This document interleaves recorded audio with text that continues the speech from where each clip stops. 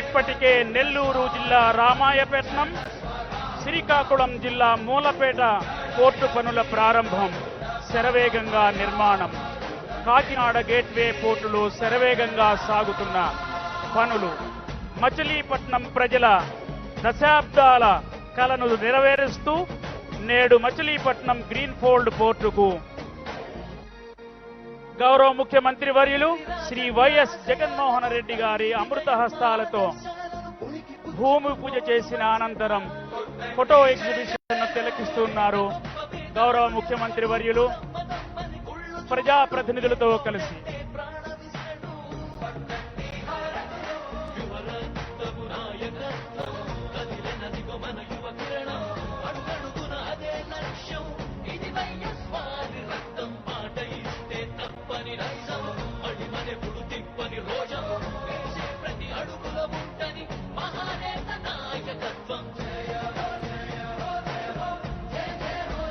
Machilipatnam greenfield port అంచనా వ్యయం 5,156 కోట్లు, సుమారు 1,923 ఎకరాలలో 4 బెర్తుల నిర్మాణంతో బొగ్గు, సాధారణ కార్గో,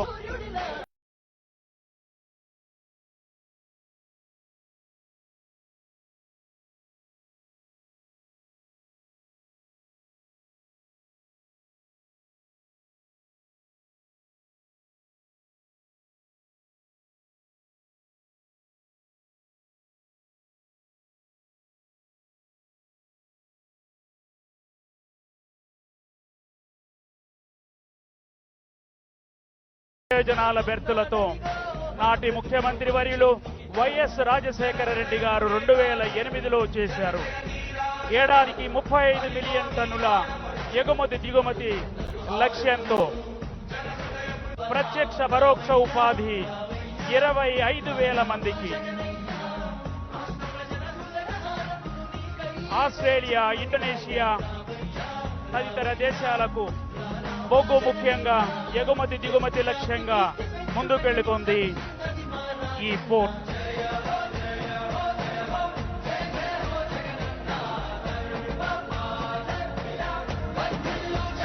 ఉత్తరాన కాకినాడ, దక్షిణాన రామాయపట్నం, వైజాగ్ చెన్నై కారిడార్ను కలుపుతూ అభివృద్ధి లక్ష్యాలను సాధించనున్నది బందర్ పోర్ట్.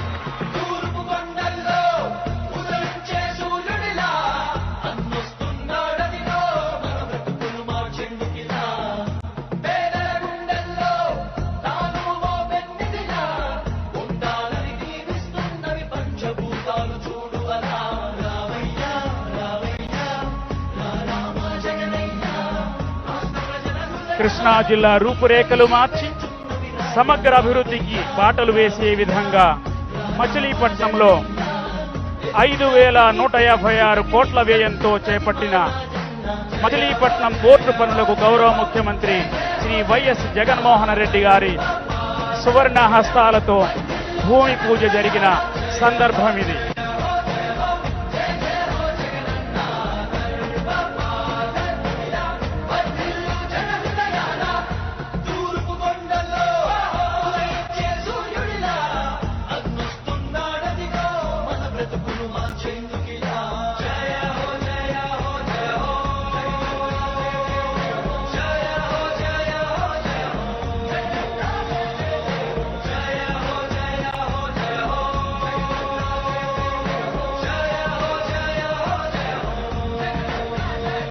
పోర్టు అభివృద్ధి పనులను స్థానిక ప్రజాప్రతినిధులు, ఉన్నతాధికారులు గౌరవ ముఖ్యమంత్రి గారికి వివరిస్తున్నటువంటి దృశ్యాన్ని మనం చూస్తున్నాం.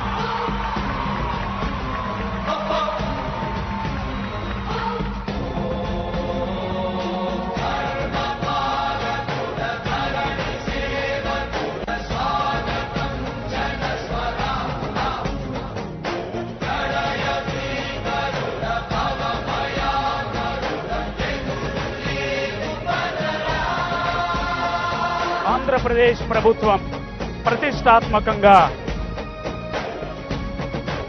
నాడు నేడు కార్యక్రమంలో భాగంగా 550 కోట్ల రూపాయలతో ప్రభుత్వ వైద్య కళాశాలను మచిలీపట్నంలో ప్రారంభించింది.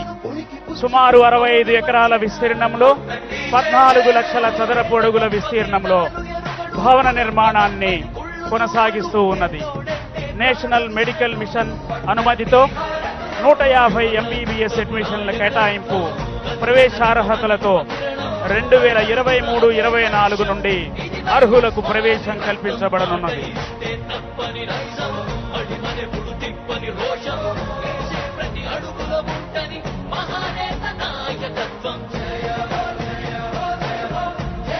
జూలై 23 నాటికి అన్ని హంగులతో హాస్పిటల్ డిపార్ట్మెంట్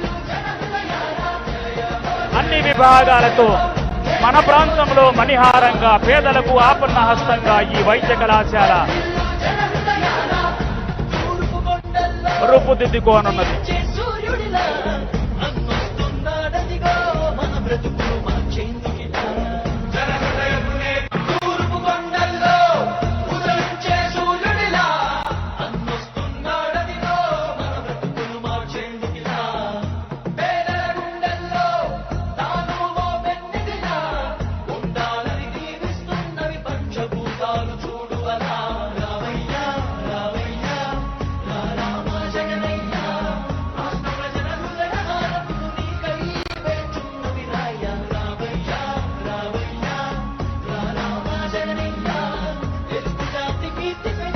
వేసే ప్రతి అడుగులోనూ చేసే ప్రతి ఆలోచనలోనూ ప్రజా సంక్షేమమే.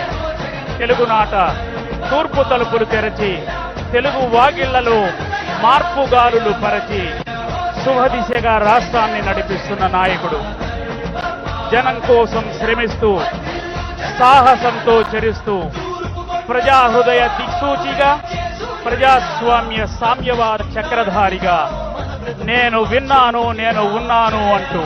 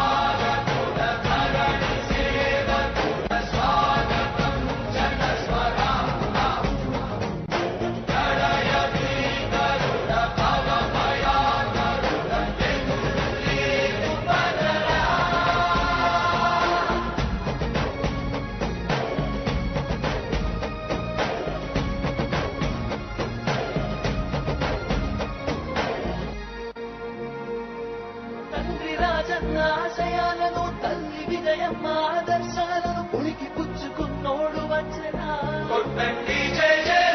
పేద గొప్ప భేదాలు ఎరుగడు కులం మతం అని కుళ్ళు చూపడు పేదోడంటే ప్రాణమిస్తడు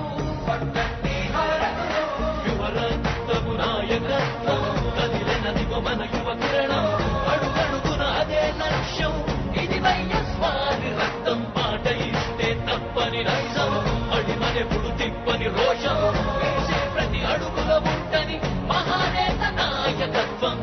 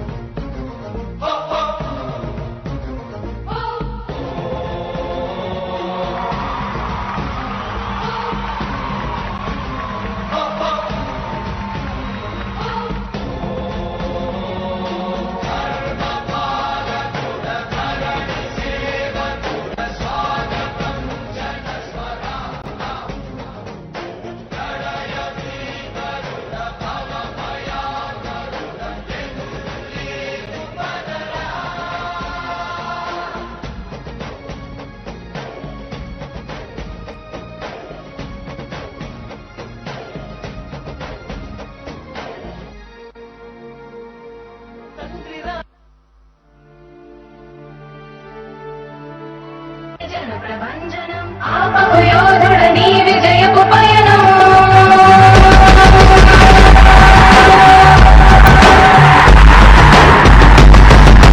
నాయకుడా నాయకుడా నవ్యాంధ్ర నవ నిర్మాణపు శ్రామికుడా శ్రామికుడా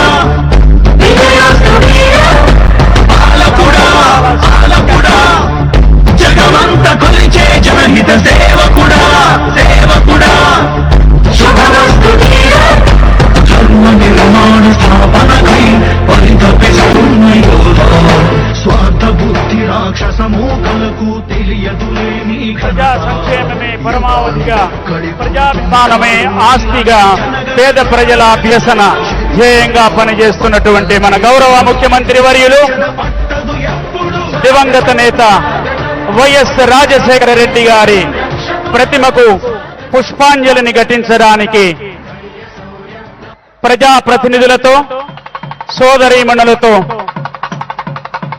సంసిద్ధులైనారు. జిల్లా ఇన్ఛార్జి మంత్రివర్యులు శ్రీమతి ఆర్కే రోజా గారు, స్థానిక శాసనసభ్యులు గౌరవనీయులు శ్రీ పేర్ని వెంకటరామయ్య,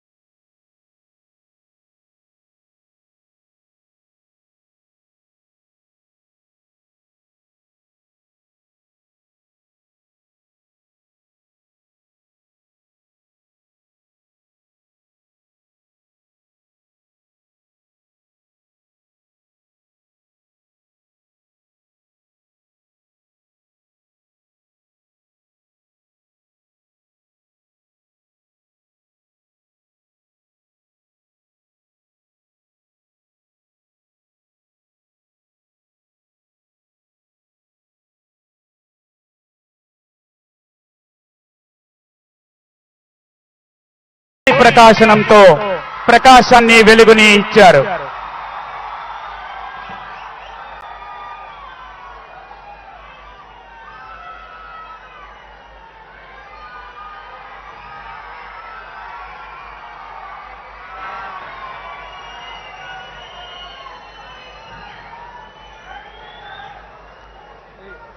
ఆహ్వానిద్దాం. స్వాగత ఉపన్యాసం చేయడానికి శ్రీ పి రాజాబాబు గారు, collector and district magistrate Krishna వారిని. శ్రీ పి రాజాబాబు ఐఏఎస్ వారు, collector and district magistrate Krishna స్వాగత ఉపన్యాసం ఇస్తారు.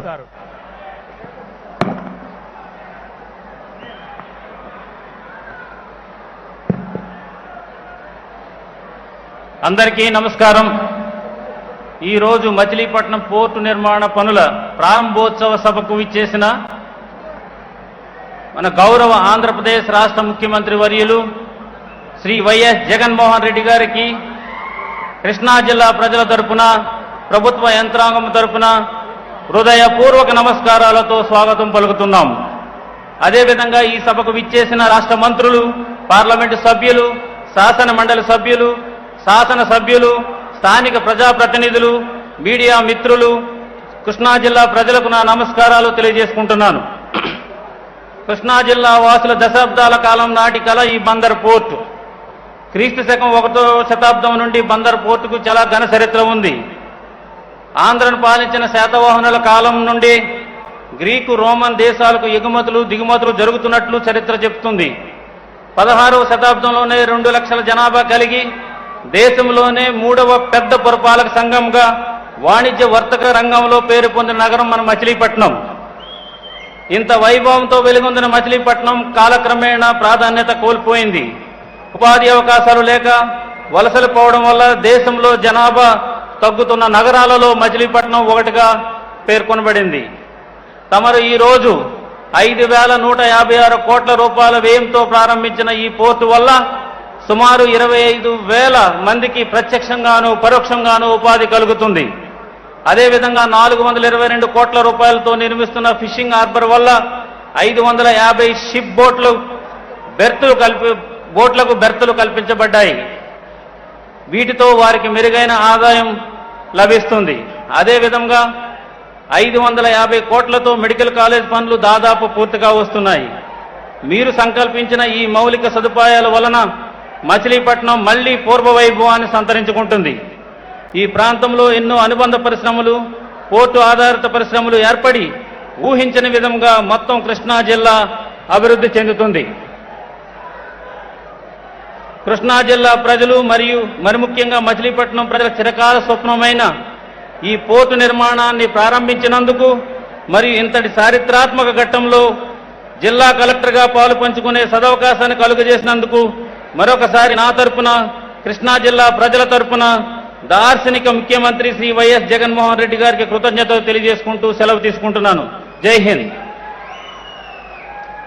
ధన్యవాదాలు సార్. బందర్ పోర్టుపై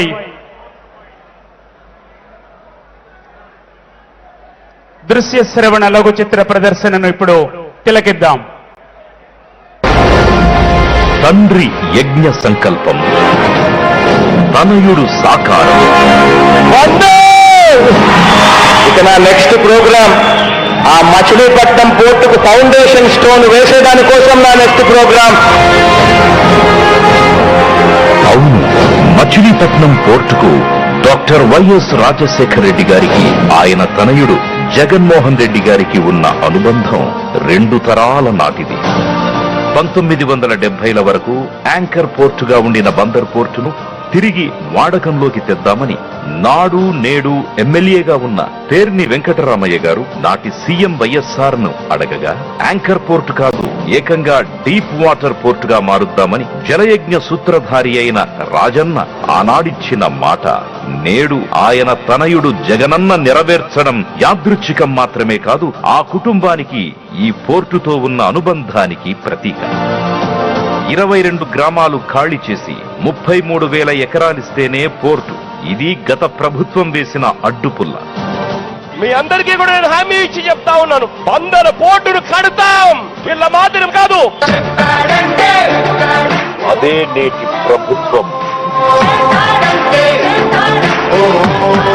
నాడిచ్చిన మాట ప్రకారం 1 సెంటు కూడా రైతు భూమిని కోల్పోవద్దన్న ఆలోచనతో సుమారు 1700 ఎకరాల ప్రభుత్వ భూమిలోనే ప్రారంభించడం ఈ ప్రాంతవాసుల అదృష్టం కాక మరేమిటి.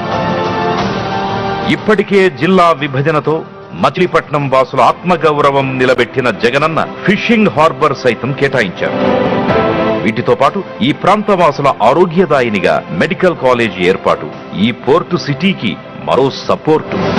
ప్రభుత్వమే పోర్టును నిర్మించేలాంటి ప్రణాళికను రచిస్తూ ఒక్కసారి పని మొదలు పెడితే ఇక ఆ పని పూర్తయ్యే వరకు ప్రత్యేక శ్రద్ధాసక్తులు కనబరుస్తూ ఈ పోర్టు చుట్టూ ఉన్న సమస్యల్ని ఒక్కొక్కటిగా పరిష్కరిస్తూ పూర్తిగా రాష్ట్ర ప్రభుత్వ ఆధ్వర్యంలో 5,156 కోట్ల రూపాయల వ్యయంతో చేపట్టనున్న మచిలీపట్నం పోర్టు నిర్మాణానికి నేడిదిగో గౌరవ ముఖ్యమంత్రి వైఎస్ జగన్మోహన్ రెడ్డి గారు సముద్రుడికి పట్టు వస్త్రాలను సమర్పించి పోర్టు నిర్మాణ పనులు లాంఛనంగా ప్రారంభించే వరకు ఆయన పట్టిన పట్టు వదలకుండా పోర్టు పనులు చేస్తూ వచ్చారు అనడానికి ఓ నిదర్శనం.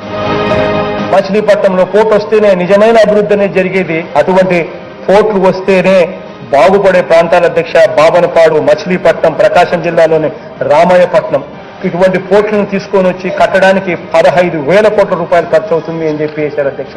కానీ ఈ 15,000 కోట్ల రూపాయలు ఆ జిల్లాలను కూడా పూర్తిగా మార్చేసే ప్రాజెక్టు. తొలి దశలో భాగంగా 4 బెర్తుల పనులు పూర్తయిన వెంటనే 35,000 మెట్రిక్ టన్నుల కార్గో రవాణా సామర్థ్యం ఈ పోర్టుకొచ్చే అవకాశం ఏర్పడనుంది. ఇక తుది దశలో మొత్తం 16 బెర్తులతో మొత్తం 116 మిలియన్ మెట్రిక్ టన్నుల కార్గో రవాణా సామర్థ్యంతో పోర్టు నిర్మాణం జరుగుతుంది.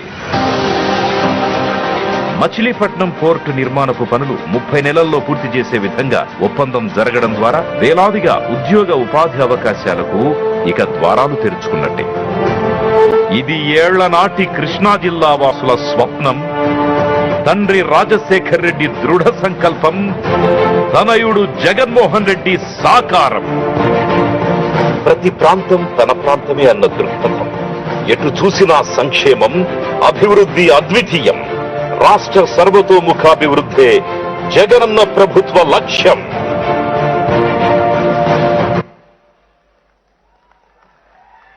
ఆహ్వానిద్దాం బందర్ పార్లమెంటు సభ్యులు గౌరవనీయులు వల్లభనేని బాలశౌరి గారిని తమ సందేశం ఇవ్వడానికి.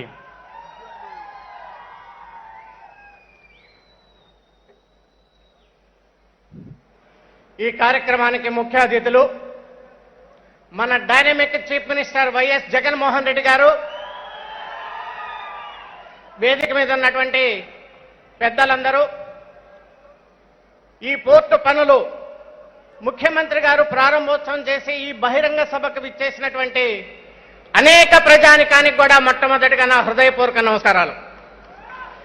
మనందరికీ తెలుసు, బందరు పోర్టు అంటే ఇక్కడ ఉన్నటువంటి ప్రజల దశాబ్దాలు కాదు శతాబ్దాల కాలం నుంచి ఇది తీరని కోరిక. 1700 సంవత్సరాల్లోనే ఇక్కడ కలెక్టరేట్ ఆఫీసు ప్రారంభమై ఆ రోజుల్లోనే డచ్ వారు పోర్చుగీసు వారు ఏదో ఒక జట్టి గట్టి పోర్టు పనులు చేసినటువంటిది మనం చరిత్రలో చూశాం.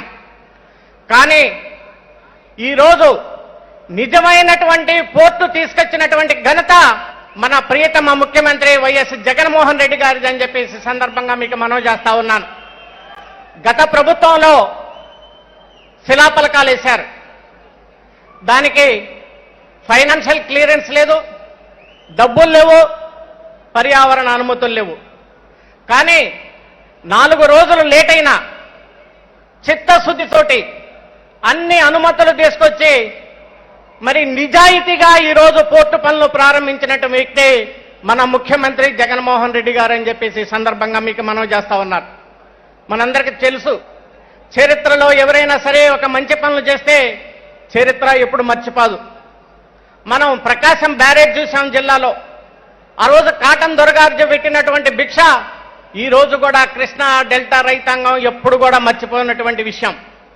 ఆ తరువాత కృష్ణా డెల్టా రైతాంగం పడేటువంటి కష్టాలు చూసి పులిచింతల ప్రాజెక్టు అవసరం అని చెప్పేసి రైతాంగం ధర్నాలు చేసిన ఎంతో మంది ముఖ్యమంత్రులు ఉన్నా ఎవరు పట్టించుకోకపోతే 2004లో దివంగత ముఖ్యమంత్రి డాక్టర్ వైఎస్ రాజశేఖర రెడ్డి గారు ఇచ్చిన హామీ ప్రకారంగా పులిచింతల నిర్మాణం చేసి 45 టీఎంసీని నిలబెట్టిన మనగాడు రాజశేఖర రెడ్డి గారు అని చెప్పి ఈ సందర్భంగా మీకు మనవి చేస్తా ఉన్నాను.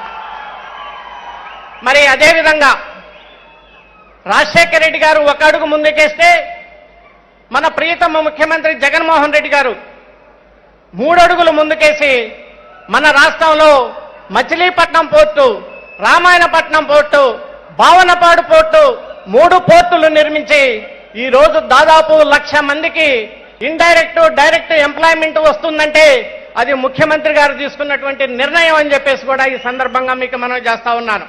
అభివృద్ధి అంటే చేసి చూపించటం, ఊరికే మాటలు చెప్పటం కాదు.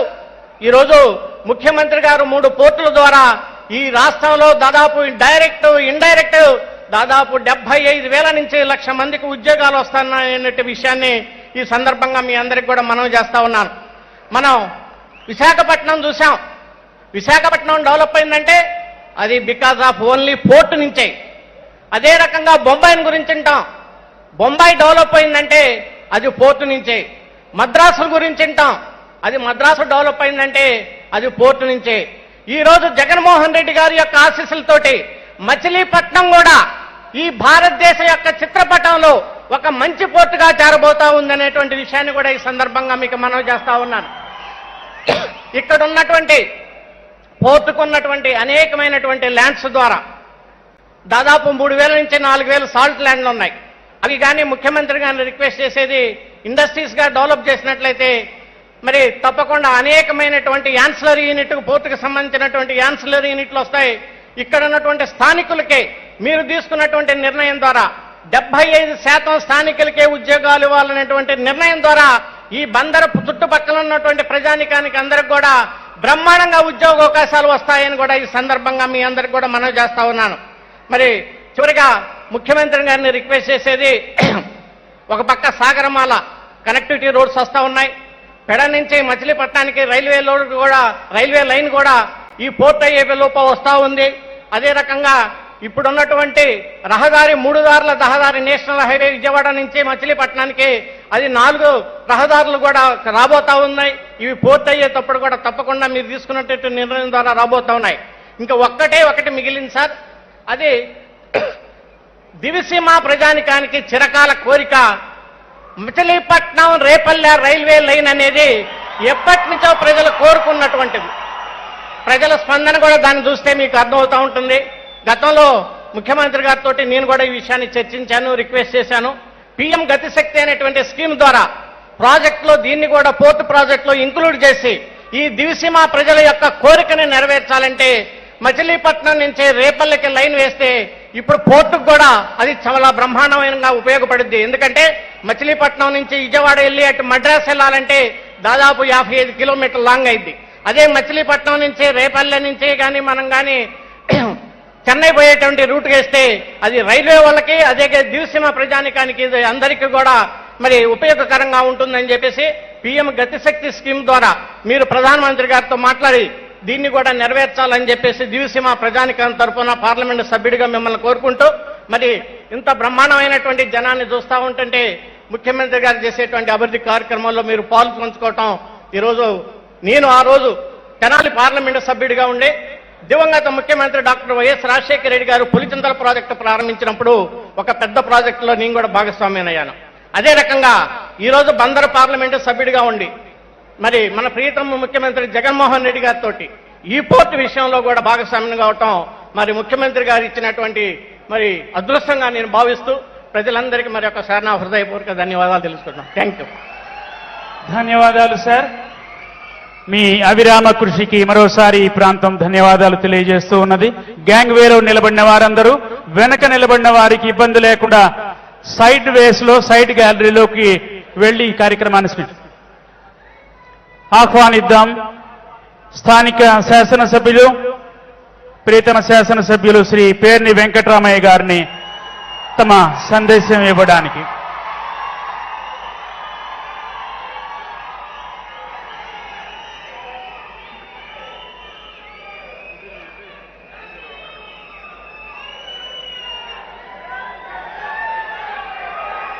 మనందరి ప్రియతమ నాయకుడు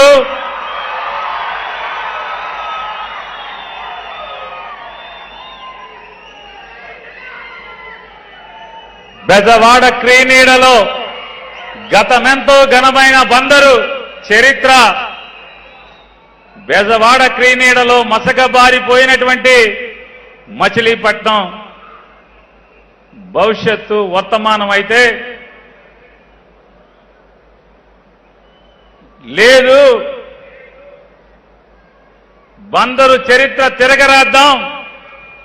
బందరుకు పాత రోజుల్లో ఉన్నటువంటి ఉజ్వల భవిష్యత్తుని తీర్చిదిద్దుదాం. ప్రతి పనికి బందరుకు ఏది కావాలంటే పూర్వ వైభవం తేవటానికి ప్రతి అడుగుకి నేను శ్రీకారం చుడతాను అని చెప్పని నాకంటే వయసులో చిన్నవాడైనా మనందరి గుండెల్లో సుస్థిరమైనటువంటి బలమైనటువంటి స్థానాన్ని సంపాదించుకున్నటువంటి మన ప్రియతమ సోదరుడు, మన బిడ్డ, మన తమ్ముడు, మన అన్న జగన్మోహన్ రెడ్డి గారు నాకన్నా వయసులో చిన్నవాడైపోయాడు. కానీ లేదంటే ఇన్ని వేల మంది ముందు 100కి 100% నే పుట్టిన గడ్డకి ఇంత వైభవాన్ని తీసుకొస్తున్నటువంటి జగన్మోహన్ రెడ్డి గారికి ఖచ్చితంగా పాదాభివందనం చేయాల్సిందే. కానీ నాకంటే వయసులో చిన్నవాడు అవటం వల్ల చేతులెత్తి మొక్కుతున్నాను ఆయనకి.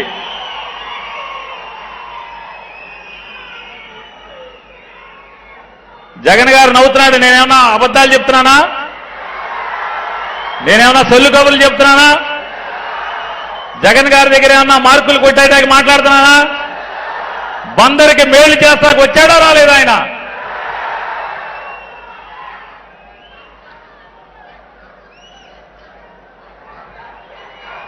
నాలుగేళ్లు ఎదురు చూస్తున్నాం మనం. జగన్మోహన్ రెడ్డి గారు ఎప్పుడు బందరు గడ్డ మీద కాలు పెడతాడా అని. జోగి రమేష్ను చూసినా, సింహాద్రి రమేష్ను చూసినా, కొడాలి నానిని చూసినా, మైలవరం ఎమ్మెల్యేని చూసినా, ఉదయభాను చూసినా, ఎల్లంపల్లి సీను చూసినా, రక్షణ నిధి చూసినా, వీళ్ళందరినీ చూసినప్పుడు నాకు కొద్దిగా ఈర్ష్య కలుగుతూ ఉండేది. మనం జగన్ గారికి ప్రేమిస్తున్నాం కదా, మన ఊరు ఎందుకు రాడు అని చెప్పని ఏదో ఒక బటన్ నొక్కుతాకి మా ఊరు కూడా రావయ్యా అని అడుగుతూ ఉండేవాడిని. ఏదో ఒక బటన్, నీ ఇష్టం, ఆటో ఓడికి డబ్బులా, మత్స్యకారు భరోసానా, అమ్మఒడా, ఆసరానా, ఏదో ఒక దానికి మా ఊరు రావయ్యా అన్నాడు. నాని ఒకటే, మీ ఊరు వచ్చినప్పుడు పాదయాత్రలో చెప్పాను, మీరందరూ కూడా మీ భూ పోరాటాన్ని, మీ భూములు నిలుపుకునేదానికి దుర్మార్గమైనటువంటి ప్రభుత్వానికి వ్యతిరేకంగా పోరాటం చేస్తున్నప్పుడు 2 సార్లు మీకు మద్దతుగా వచ్చినప్పుడు మీకు నిలబడి చెప్పాను, ఎన్నికల్లో పేర్ని నానికి, బాలసౌరికి ఓటు అడుక్కుంటాకు వచ్చినప్పుడు చెప్పాను, మీ ఊరు పోర్టు నేను కట్టి తీరుతాను. ఆ మాట నిలబెట్టుకునేప్పుడు, పోర్టు పనులు మొదలెట్టేప్పుడు మాత్రమే నీ గడ్డ మీద కాలు పెడతాను అని చెప్పాడు. ఇవాళ రాముడు, లక్ష్మణుడు, మునులు యజ్ఞం చేస్తున్నప్పుడు రాక్షసులు ఎలా అయితే యజ్ఞాన్ని భగ్నం చేయటం కోసం రక్తం, చీము ఎట్లా అయితే కుండలతో పోసి పాడు చేయడానికి ప్రయత్నం చేశారు, 4 ఏళ్ల నుంచి చంద్రబాబు నాయుడు ఆయన తాబేదారులు బందరు పోర్టు అడుగు ముందుకు పడనివ్వకుండా హైకోర్టులో 4, సుప్రీంకోర్టులో 2 దావాలేసి తిప్పి తిప్పి తిప్పి మీరు అనొచ్చు 4 ఏళ్ళు ఎందుకు పట్టింది అని. ఆ మధ్య మహేష్ బాబు సినిమా వచ్చింది. ఏం సినిమా? ఏం సినిమా? దాంట్లో లోడెత్తండి రా, చెక్ పోస్ట్ టైం అవుతుంది అంటాడు. ఏం సినిమా అది? లోడెత్తరా, టైం అయిపోతుంది అంటాడు ఒక ఆయన. ఆయన ఉండటం వల్ల ఇన్నాళ్ళు 4 ఏళ్లు పట్టింది. చంద్రబాబుకి ఎక్కడ బలం ఉందో మనకు తెలుసు కదా. నక్క చిత్తులు చంద్రబాబుకి ఎక్కడ బలం ఉంది? ఎక్కడ బలం ఉంది? జనంలో బలం ఉందా? మీలో ఉందా? ఎక్కడుంది? ఎక్కడ? లోడెత్తరా లోడెత్తరా అనేటువంటి ఆయన ఉన్నాడు కదా. 4 ఏళ్లు ఆయన ఇంటికి వెళ్తే కానీ మనకు బందరికి కోర్టుల్లోంచి ఆ దావాలన్నీ కూడా బయటకు వచ్చిన పరిస్థితి లేదు. ఇన్నేళ్లకి మనోళ్ళ కొంతమంది మాట్లాడుతున్నారు, 5 ఏళ్లు బాగా అనుభవించేసిన వాళ్ళు ఏమనంటే 4 ఏళ్లు ఏం చేశారు, నిద్రపోయారని. 4 ఏళ్లు మీరు పెట్టినటువంటి కోర్టుల్లో తెచ్చిన స్టేలన్నీ కూడా తప్పుకుని అన్ని కూడా చిక్కుముళ్ళు ఎప్పదీయటానికి మొక్కబోని ధైర్యంతో జనాన్ని, దేవుణ్ణి నమ్ముకున్నటువంటి జగన్మోహన్ రెడ్డి కాబట్టి, మొండోడు కాబట్టి, మీరెన్ని తిప్పలబడినా, ఎన్ని చిక్కుముళ్ళేసినా అన్ని విడదీసి జయించాడు. ఇవాళ తన పంతాన్ని నెగ్గించుకుని ఇవాళ బందరు వాసులకి కలైనటువంటి, మనందరి కలైనటువంటి బందరు పోర్టు నిర్మాణానికి పనులు ప్రారంభోత్సవానికి బందరు గడ్డ మీద కాలు పెట్టాడు. మీ అందరికీ చూశారా? అక్కడ పూజ చేసి, సముద్రుడికి పూజ చేసి, గంగమ్మ తల్లికి, సముద్రుడికి బట్టలిచ్చి పనులు ప్రారంభోత్సవం చేయటం అనేది. ఇవాళ ఒక పేపర్ అతను రాస్తున్నాడు, ఏమండి జగన్మోహన్ రెడ్డి గారు, ఎన్నికలు ఇంకా సంవత్సరం ఉందనగా బందరు పోర్టు గుర్తుకొచ్చిందా నీకు, ఇప్పుడు వచ్చావు శంకుస్థాపనకి అని చెప్పి మాట్లాడుతున్నాడు. ఆ పేపర్ అతనికి చెప్తున్నాను, 2014లో మీ ఫ్రెండ్ గెలిచాడు కదా, జూన్లో ప్రమాణ స్వీకారం చేశాడు కదా, బందరు పోర్టుకి ఎప్పుడు శంకుస్థాపన చేశాడో తెలుసా? ఆంధ్రజ్యోతి రాధాకృష్ణనే మాట్లాడేది. మొన్న రాశావు కదా, మా ఊరి మీద కడుపులో మంటంతా, ఎప్పుడు చేశాడు తెలుసా? 2019 మార్చి 7వ తారీఖున, అంటే ఇంకో వారం రోజుల్లో నామినేషన్లు వేస్తానంటే శంకుస్థాపన చేశాడంట. రాధాకృష్ణ మన నమ్మమంటాడు. జగన్మోహన్ రెడ్డి గారు మన పోర్టుకు పనులు ప్రారంభోత్సవం చేయడమేమో కానీ తెలుగుదేశం వాళ్ళందరూ కూడా ఇనో ప్యాకెట్లు తాగలేక చచ్చిపోతున్నారు మొత్తం అంతా కూడా. ప్యాకెట్లు అసలు మార్కెట్లో టైట్ అయిపోయినాయి. ఏంటి అంటే తెలుగుదేశం మొత్తం అందరూ కూడా కొనుక్కి వెళ్ళిపోతున్నారు ఈనో ప్యాకెట్లు అని చెప్పని. ఇవాళ జగన్మోహన్ రెడ్డి గారు ఎన్నికలకు వచ్చారు. వచ్చినప్పుడు ఆయన ఈ బందరు వాసులకి 4 మాటలు చెప్పారు. మీకు ఒకసారి మళ్ళీ గుర్తు చేస్తున్నాను. నేను నానిని అడిగాను, మీ ఊళ్ళో పేదోళ్ళు ఉన్నారా అని అడిగాను అన్నారు. బాగా ఉన్నారు సార్ అన్నాం. ఇళ్ల స్థలాలు ఏమన్నా చంద్రబాబు ఇచ్చాడా అని అడిగారు. ఈ భలే వాళ్ళు సార్ మీరు, జగన్మోహన్ రెడ్డి గారు చంద్రబాబు ఏంటి ఇళ్ల స్థలాలు ఇటు ఏంటండి, ఎక్కడ మాటలు మీరు? ఆ జన్మకి ఎప్పుడు 14 ఏళ్ళు ముఖ్యమంత్రి చేశాడు, ఏనాడన్నా ఎవరికన్నా సెంటు భూమి పట్టా ఇచ్చింది ఎక్కడ ఉందా అండి? మీరు కొత్తగా మాట్లాడతారండి ఇవన్నీ. అతనేమన్నా రాజశేఖర రెడ్డి, రాజశేఖర రెడ్డికి ఒక కొడుక పేదోళ్ళ కోసం పట్టించుకుంటాకి, పేదోళ్ళకి ఇళ్ల స్థలాలు ఇవ్వటాకి? అంటే ఎంతమంది ఉంటారన్నాడు. ఓ 10,000 పైచీలకు మంది చంద్రబాబు కాగితాలు పెట్టారండి మున్సిపల్ ఆఫీసులో, అర్జీలు ఉన్నాయి ఎంఆర్ఓ ఆఫీసులో అంటే ఆయన చెప్పారు ఆ రోజు. నేను దారిలో నానిని అడిగాను, ఈ ఊళ్ళో ఇల్లు లేని స్థలాలు కావలసినటువంటి పేదవాళ్ళు ఎంతమంది ఉంటారు అని. ఓ 10,000 పైచీలకు ఉంటారనుకుంటా అండి. అప్లికేషన్లు పెట్టారు పాత గవర్నమెంట్లో, చంద్రబాబు గవర్నమెంట్లో అని చెప్పాడు. నేను ఈ రోజే మీకు మాటిస్తున్నాను, మీ అందరి చల్లని దీవెనలతో, దేవుడి దయతో మనందరి ప్రభుత్వం రాగానే 10,000 కాదు 15,000 కాదు, ఎంతమంది ఉంటే అంతమందికి పొలాలు కొని స్థలాలు పంచిపెడతాను అని చెప్పి జగన్మోహన్ రెడ్డి గారు ఆ రోజు చెప్పారు. సార్ జగన్మోహన్ రెడ్డి గారు, మీరు ఎన్ని బందరు నియోజకవర్గంలో ఎన్ని ఎకరాలు మీరు కొన్నారో తెలుసా సార్ మీకు?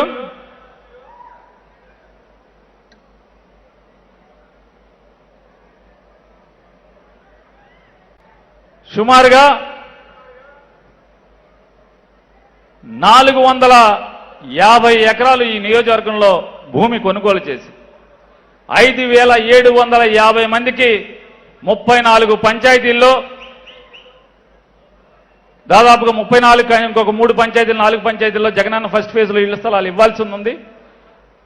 మిగతా అన్ని కూడా 5,750 మందికి, బందరు మున్సిపాలిటీలో 19,340 మందికి వెరసి ఇప్పటి వరకు జగన్మోహన్ రెడ్డి గారి దయతో, జగన్మోహన్ రెడ్డి గారి చల్లని దీవెనలతో, ఆయన సంతకంతో బందర్లో ఇచ్చిన పట్టాల సంఖ్య 25,090 పట్టాలు ఇప్పటికీ పేదవాళ్ళకి ఇవ్వడం జరిగింది.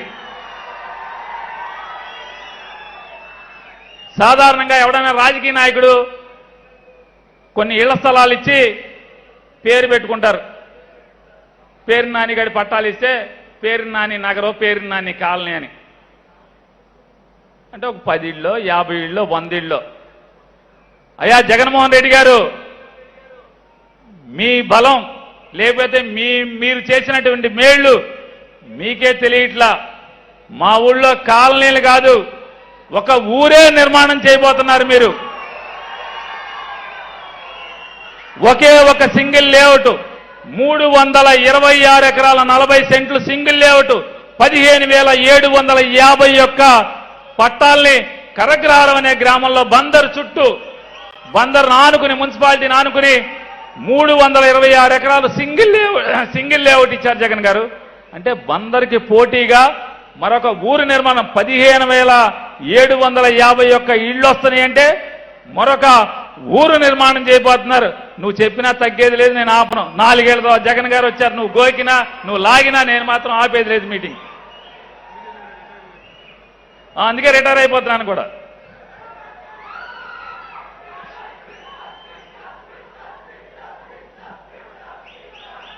సార్ ఈ 15,751 మందికి కాకుండా 25,090 మందికి ఇచ్చిన పట్టాల డబ్బులు ఎంతో తెలుసా సార్? 197 కోట్ల రూపాయల నగదుని మీరు పంపించి రైతులకు ఇచ్చి, రైతులు ఎక్కడా కూడా బలవంతంగా భూమి లాక్కున్నది లేదు సార్. చిరునవ్వుతో డాక్యుమెంట్స్ ని ఎంఆర్ఓకి, ఆర్డీఓకి, జాయింట్ కలెక్టర్కి ఇచ్చి, ఇదిగోండి జగన్ గారు కాలనీలు కడుతున్నాడంట, మేము పొలాలు ఇస్తాం తీసుకోండి అని చెప్పి నవ్వుతా ఇల్లేంత రేటు మీరు ఇచ్చి చెప్పారు కలెక్టర్కి. అంత లాభదాయకమైన రేటుకి అంటే జగన్ గారు ఒకటే చెప్తారు, మనిషికి భూమికి విడదీయరాని బంధం ఉంటుంది. మనిషికి భూమికి విడదీయరాని బంధం ఉంటుంది. చాలా మంది పేదోళ్ళకి వాళ్ళు బతికేటువంటి నేల నీది కాదు అని అనేవాడే తప్పితే, అరే నువ్వు చచ్చేంత వరకు ఇదిగోరా బాబు నీ భూమిని, నీ ఇల్లు నీకు ఇస్తున్నా, సొంత ఇల్లు అని చెప్పని ఇచ్చిన ఇంత గొప్ప నాయకుడు దేశంలో ఎవడున్నాడు? 31 లక్షల పైచిలుకు మందికి పేదవాళ్ళకి ఇళ్ల స్థలాలు ఇచ్చినాడు ఎవడున్నాడు? ఇవాళ గిలకల దిండి అనే ఒక మత్స్యకార గ్రామం ఉంది సీఎం గారు. మొత్తం ఊరంతా మత్స్యకారులే, మొత్తం కటికి పేదవాళ్ళు.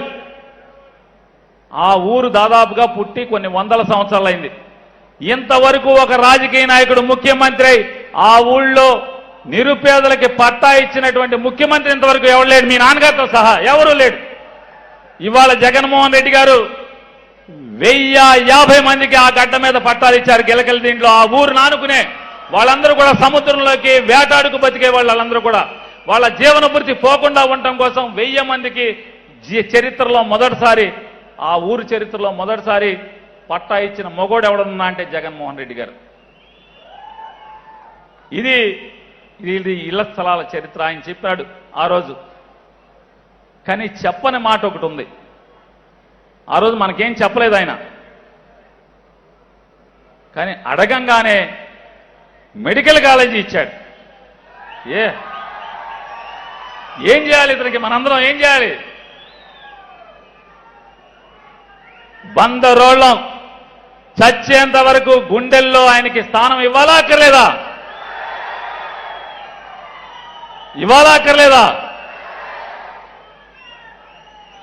కలగన్నారా ఎవడన్నా? ఎమ్మెల్యేలు ఇంతవరకు చాలా మంది గెలిచారు, నాతో సహా ఓడారు, పైకి పోయారు.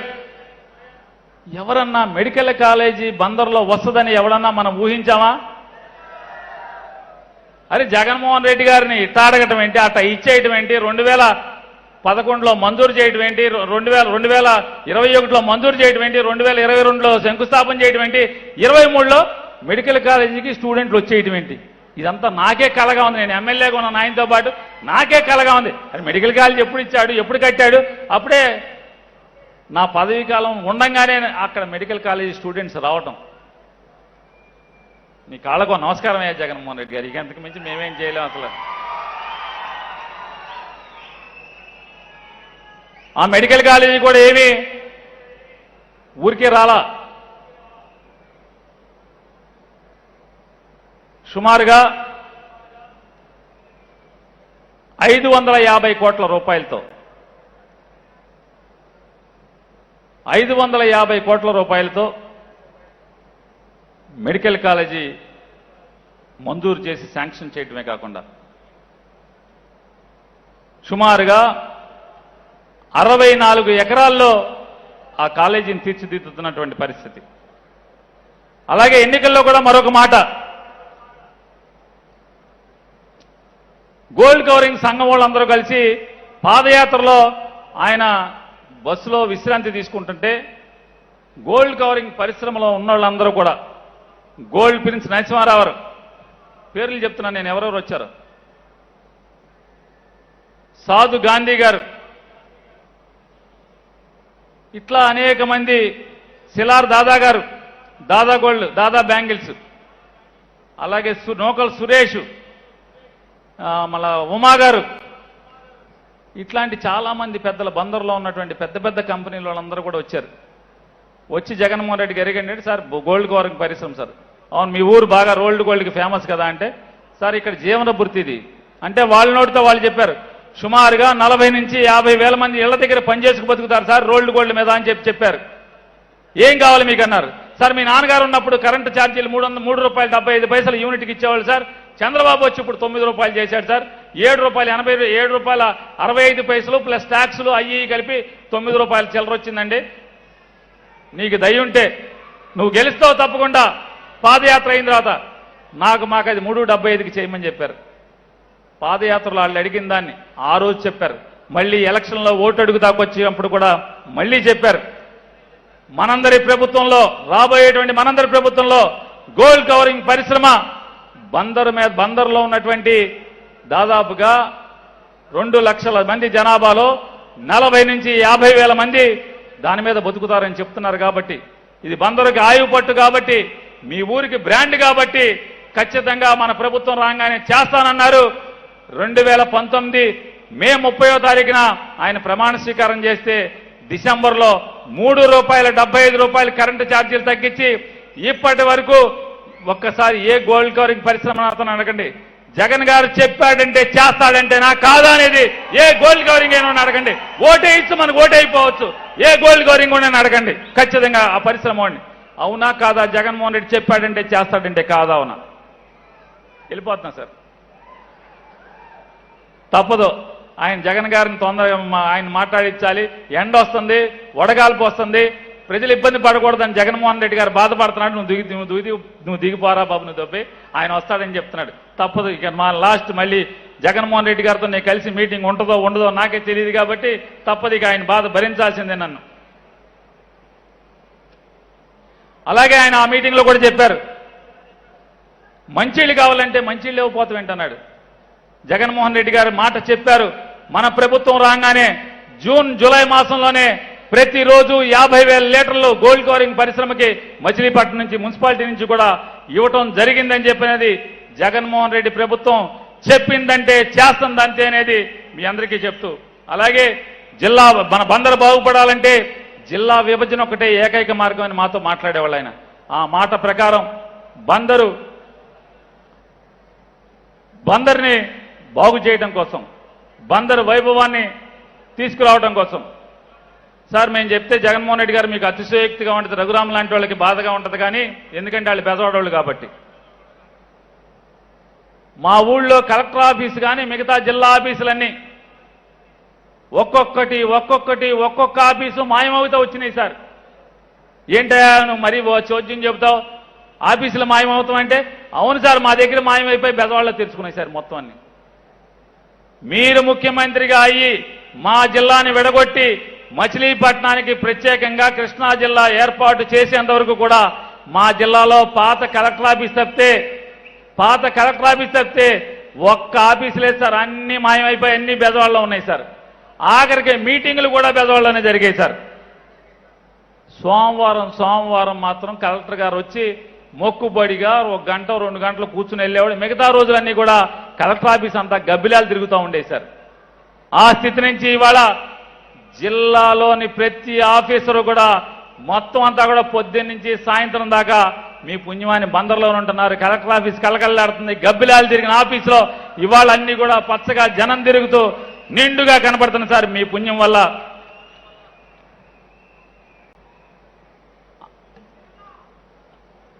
మాకు కూడా అర్థమయ్యేది కాదు, మా ఊరు తప్పేంటి, అసలు ఈ ఆఫీస్ వెళ్ళిపోతాం ఏంటని. కానీ ఈ తప్పొప్పును లెక్కెట్టాకి జగన్మోహన్ రెడ్డి గారు వచ్చాడు, అన్నీ ఇచ్చారు, జిల్లాని ఇక్కడ ఇచ్చారు, పూర్వవైభవం తీసుకొచ్చారు. అయ్యా మా నియోజకవర్గానికి ఒకటే ఎంఆర్ఓ ఆఫీస్ అండి ఇవ్వండి అంటే ఎందుకు ఎవరు అన్యాయం కదా ఒకటే ఎంఆర్ఓ ఆఫీస్ అని చెప్పని మనకి మచిలీపట్నానికి మరొక ఎంఆర్ఓ ఆఫీసు కూడా మంజూరు చేశారు.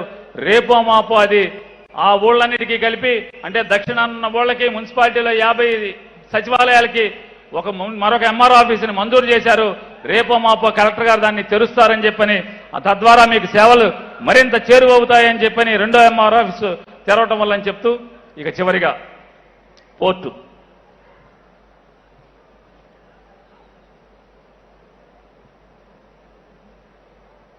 సార్ రాజశేఖర రెడ్డి గారి దగ్గరికి 2004లో నేను ఎమ్మెల్యే అవ్వగానే నవంబర్ మాసంలో ఆయన దగ్గరికి వెళ్ళాను సార్. వెళ్తే ఆయన ఏంటి వచ్చావు అన్నాడు. సార్ మా ఊళ్ళో యాంకరేజ్ పోర్ట్ ఉండే సార్, పూర్వం 70లో 60లో షిప్పు లంగరు సముద్రం మధ్యలో లంగరేస్తే అక్కడి నుంచి పడవల్లో సరుకు తెచ్చేవాళ్ళు, ఇక్కడి నుంచి సరుకులు తీసుకెళ్లి షిప్పులో వేసేవాళ్ళు సార్. దాన్ని మళ్ళీ కాకినాడలో ఉన్నట్టుగా మాకు కూడా రెస్టోర్ చేయండి సార్ అన్నారు. పిచ్చోడాని ఇంకా ఏ రోజుల్లో ఉన్నావు, యాంకరేజ్ పోర్ట్ బతకదు, డీప్ వాటర్ పోర్ట్ అని చెప్పారు. ఆ రోజు ఆయన ఇచ్చిన మాట మేరకు నిలబెట్టుకుని 2008వ సంవత్సరం ఏప్రిల్ 23వ తారీఖున వచ్చారు. మాకు మంచి కౌరు చెప్పారు. కృష్ణా యూనివర్సిటీని ఇచ్చారు. కృష్ణా యూనివర్సిటీని ప్రారంభోత్సవం చేశారు. కానీ ఆ మహనీయుడు మరణించటం, అప్పటి నుంచి మళ్ళీ మీరు వచ్చేంత వరకు కూడా ఎక్కడ వేసిన గొంగళి అక్కడే ఉంది. మీరు ఇంకొకటి కూడా గమనించాలి సార్. నక్కజిత్తుల చంద్రబాబు నాయుడు అమరావతిలో తనకి తన వందిమాగదులకి వేలాది ఎకరాలు అక్రమంగా అక్రమ సంపాదనతో నల్ల డబ్బుతో అక్కడ పేదలకు ఉన్నటువంటి భూములన్నీ కూడా వాళ్ళకి డబ్బు ఎరచూపి ఆ పొలాలను తీసుకుని అది మాత్రం స్టేట్లో ఆ పొలాల రేట్లు మాత్రమే పెరగాలి, ఇంకా ఎక్కడ పొలాలు రేట్లు కూడా పెరగకూడదు. మీరు ఆశ్చర్యపోతారు సార్. బందర్లో పోర్టు అనుకుంటున్నాం, ఇక్కడ భూముల రేట్లు కానీ ఈ పరిసరాల్లో ఎక్కడా కూడా పెరగకూడదు. ఎంత దుర్మార్గమైనటువంటి ఆలోచన. 33,000 ఎకరాలు, 22 గ్రామాలు, శ్మశానాలు, పంట కాలువలు, రోడ్లతో సహా బలవంత భూసేకరణ చట్టం కింద మమ్మల్ని అందరినీ కూడా బిగించి తద్వారా అమరావతిలో తను నారాయణ ఆస్తులు మాత్రం ఆకాశానికి ఎలగాలి, జిల్లాలో ఉన్నటువంటి మిగతా ప్రాంతం అక్కడ అంతా కూడా కబంధ హస్తాల్లో ఇరుక్కుపోయి ఎక్కడ వేసిన గొంగళలాగా అక్కడే ఉండాలనేటువంటి దుర్మార్గమైనటువంటి ఆలోచనలు చేసిన పరిస్థితి మీకు చెప్పుకున్నాం సార్. ఇక అలాగే మీరు బందరు పోర్టు నిర్మాణానికి పనులు ప్రారంభోత్సవం చేసి మా అందరి కలగా ఉన్నటువంటి బందరు పోర్టు నిర్మాణం నిజమని నిరూపించినందుకు మనస్ఫూర్తిగా మరొక్కసారి మేము ఏం చేసినా ఎప్పటికీ మీ రుణం తీర్చుకోలేనిదిగా బహిరంగంగా మీకు తెలియజేసుకుంటూ, కాకపోతే నేను కూడా సాధారణమైనటువంటి మనిషినే. మీరు ఎన్ని చేసినా ఎన్ని కోరికలు తీర్చినా ఇంకా ఏయో కోరికలు వస్తాయి. ఆ కోరికలు పెద్ద ఏమీ కాదు, మీరు కంగారు పడద్దు. మెడికల్ కాలేజీ మీరు ఇచ్చారు, ఇవాళ రేపో మాపో ఓపెన్ చేయబోతున్నారు, దాంట్లో పిల్లల్ని చేర్చబోతున్నారు. కానీ పాత హాస్పిటల్ 550 పడకలు ఉన్నటువంటి ప్రస్తుత పాత ప్రభుత్వ ఆసుపత్రి మెడికల్ కాలేజీలోకి షిఫ్ట్ అవటానికి మరొక 2.5 ఏళ్ళు పట్టే అవకాశం ఉంది. కాబట్టి ఆ మెడికల్ కాలేజీకి ఆనుకుని రైలు పట్టాలు ఉన్నాయి సార్, రైల్వే గేట్ ఉంది. ఎవడన్నా నాకు కూడా వయసు పెరిగిపోతుంది, రేపు ఏదైనా గబాలన 108కి పోనుగెట్టి హాస్పిటల్కి వెళ్ళాలంటే దారిలో గేట్ వేసి ఉంటే ఈ గేట్ దాటే పరిస్థితి ఉంటుందా, మెడికల్ కాలేజ్ హాస్పిటల్కి వెళ్ళే పరిస్థితి ఉంటుందా లేదా అర్థం కాని పరిస్థితి ఉంటుంది. కాబట్టి దయచేసి మీరు ఆసుపత్రి ఇచ్చిన వాళ్ళే ఆర్ఓబిని కూడా మంజూరు చేయమని శాంక్షన్ చేసి దాని పనులు ప్రారంభోత్సవం చేస్తే హాస్పిటల్కి ఎటువంటి ఆటంకం లేకుండా ఎవరికి ఇబ్బంది వచ్చినా ఖచ్చితంగా మీరు ఇచ్చినటువంటి 108లో హాస్పిటల్కి వెళ్ళి బతికి తిరిగి వచ్చేదాకా అవకాశం ఉంటుంది. కాబట్టి 100కి 100% ఆ రైల్వే వంతెన నిర్మాణం చేయమని కరకరారం వైపున మీకు వేడుకుంటూ, అలాగే మా ఊళ్ళో ఒక అంబేద్కర్ భవన్ ఉంది సార్, దాన్ని ఒక 5 కోట్లతో పునర్నిర్మాణం చేయటమా లేకపోతే బాగు చేసి దాన్ని ఏసీ హాల్ చేయటమా ఏదో ఒకటి చేయమని చెప్పని కూడా మిమ్మల్ని కోరి ప్రార్థిస్తున్నాం సార్. అట్లాగే మా ప్రాంతంలో తీర ప్రాంతం అంతా కూడా ప్రభుత్వ భూమి అత్యధికంగా ఉంటుంది సార్. దానిలో తీర ప్రాంత గ్రామాలైనటువంటి పెదపట్నం, కానూరు, తాళ్లపాలెం, అలాగే చినగరగ్రహారం, పెదగరగ్రహారం, అలాగే గరాల దిబ్బ, పోలాటి తిప్ప, పల్లెతుమ్మలపాలెం, కోన, పాతేరు, కేపీటీ పాలెం, వాడపాలెం, యాదర, రుద్రవరం, గుండుపాలెం, చిన్నాపురం, ఈ గ్రామాలన్నింటిలో కూడా ప్రభుత్వ భూమిలో పూర్వం ఎప్పుడో నాకు ఒక తెలియనప్పుడు ఎప్పుడో పట్టాలు ఇచ్చారంటే ఎవరికో, అది ఎవడు కూడా స్థానికుడు కాదు. వాళ్ళు ఏ రోజు కూడా భూమిలోకి దిగలేదు, ఒక్క రోజు కూడా వచ్చి సాగు చేయలేదు. పట్టా ఎవడిచ్చాడో ఆడు ఎక్కడ తీసుకుపోయాడో తెలీదు. కానీ గడిచిన 30-40 సంవత్సరాలుగా అక్కడ ఉన్నటువంటి స్థానిక పేదలు అనుభవిస్తున్నారు సార్. కానీ వాళ్ళ చేతిలో పట్టాలేదు సార్. అందరూ కటిక పేదలు సార్, వాళ్ళందరూ కూడా ఆ భూమిని నమ్ముకుంటున్నారు, ఆ భూమిని సాగు చేసుకుని బతుకుతున్నారు. కానీ వాళ్ళకి ఒక్క ఆధారం కూడా లేదు సార్. 2018 సంవత్సరంలో చంద్రబాబు వచ్చి ఆ భూములన్నింటినీ కూడా ప్రభుత్వ భూములుగా అనుభవదారులంతా కూడా ఎవరిని కూడా అందరినీ తుడిచేసి మొత్తం అనుభవదారులు ఎవరూ లేకుండా మొత్తం ప్రభుత్వ భూమి కింద రికార్డు తారుమారు చేశాడు. కాబట్టి ఆ భూముల్లో ఉన్నటువంటి అనుభవించేటువంటి ప్రతి పేదవాడికి, అర్హత గల ప్రతి పేదవాడికి కూడా వ్యవసాయ భూమికి పట్టా మంజూరు చేయమని చెప్పని మిమ్మల్ని కోరి ప్రార్థిస్తూ నాకు ఈ అవకాశం కల్పించినటువంటి జగన్మోహన్ రెడ్డి గారు మాట్లాడాల్సినటువంటి అవసరం ఉన్నప్పటికీ కూడా బాగా స్వార్థ బుద్ధితో మా ఊరికి ఇచ్చిన ఇంకా చాలేదని చెప్పని మరిన్ని కోరికలు కోరటానికి ఇంతసేపు మీ ముందు మాట్లాడినందుకు నన్ను మన్నించమని, అలాగే మరొక్కసారి మేం బందరోళం పెద్దగా డబ్బున్నోళ్ళం కాదు సార్, పేద మధ్యతరగతి వర్గాలలో. అయినా సరే మాకు డబ్బుకి పేదరికం ఉందేమో కానీ, డబ్బుకి లోటు ఉందేమో కానీ మాకు ఎవరన్నా మేలు చేస్తే చచ్చేంత వరకు ఆ మేలు చేసినోడిని గుండెల్లో పెట్టుకు పూజించేటువంటి గొప్ప గుణం ఉంది జగన్ గారు. ఖచ్చితంగా మీరు మా ఊరికి చేసిన ప్రతి మేలుకి మేమందరం చచ్చేంత వరకు కూడా మా గుండెల్లో మిమ్మల్ని చిరస్థాయిగా స్థానాన్ని కల్పిస్తామని చెప్పని బందరోళ్ళం అటువంటి వాళ్ళం. అందుకే మమ్మల్ని బందరు పిచ్చోళ్ళు అంటారు. పిచ్చోళ్ళు అంటే ఎవరిని ప్రేమించినా బందరోళ్ళం పిచ్చిగా ప్రేమిస్తాం. మాకు ఇన్ని మేలు చేసిన వాడిని జగన్ని ప్రేమించకుండా ఉంటామా? మరొకసారి జగన్కి జేజేలు చెప్తూ, రాజశేఖర రెడ్డితో పాటు నేను కూడా పనిచేశాను. కానీ రాజశేఖర రెడ్డిని కూడా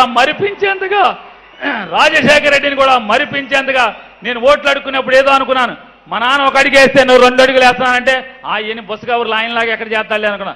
తీరకు చూస్తే నేను ఆయనతో పనిచేసిన, రాజశేఖర రెడ్డితో ఎమ్మెల్యేగా పనిచేసి నేనే రాజశేఖర రెడ్డిని మర్చిపోయి రాజశేఖర రెడ్డి కంటే కూడా రాజశేఖర రెడ్డి 100 అడుగులుంటే ఈయన ఆకాశం అంత ఎత్తుకు జనం గుండెల్లో ఎదిగినందుకు ఆనందపడుతూ అటువంటి తండ్రికి తోడుగా ఇటువంటి కొడుక్కి తోడుగా పనిచేసే అదృష్టం నాకు బందరోళ్ళు కల్పించినందుకు బందరోళ్ళందరికీ పాదాబంధనాలు తెలియజేసుకుంటూ జై హింద్, జై జగన్. ధన్యవాదాలు సార్. ఇప్పుడు మన ప్రియతమ ముఖ్యమంత్రి వర్యులు గౌరవనీయులు జన హృదయ నేత నవరత్నాల సృష్టికర్త శ్రీ వైఎస్ జగన్మోహన్ రెడ్డి గారు సందేశం ఇవ్వడానికి మనందరి హర్షధ్వానాలతో వారికి స్వాగతం పలుకుదాం.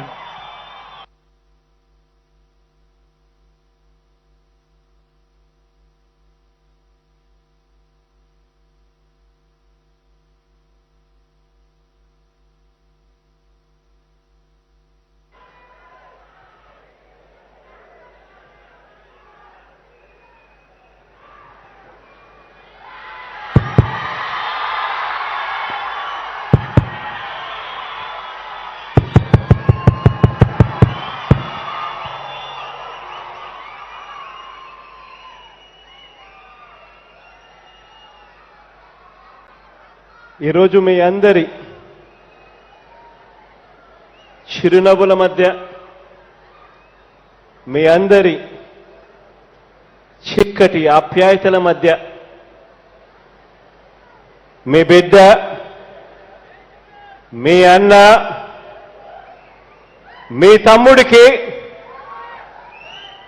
తోడుగా నిలబడుతూ ఆత్మీయతలను పంచిపెడతా ఉన్న ప్రతి అక్కకు, ప్రతి చెల్లెమ్మకు, ప్రతి అవ్వకు, ప్రతి తాతకు, ప్రతి సోదరుడికి, ప్రతి స్నేహితుడికి ముందుగా 2 చేతులు జోడించి పేరు పేరున హృదయపూర్వకంగా కృతజ్ఞతలు తెలుపుకుంటా ఉన్నాను.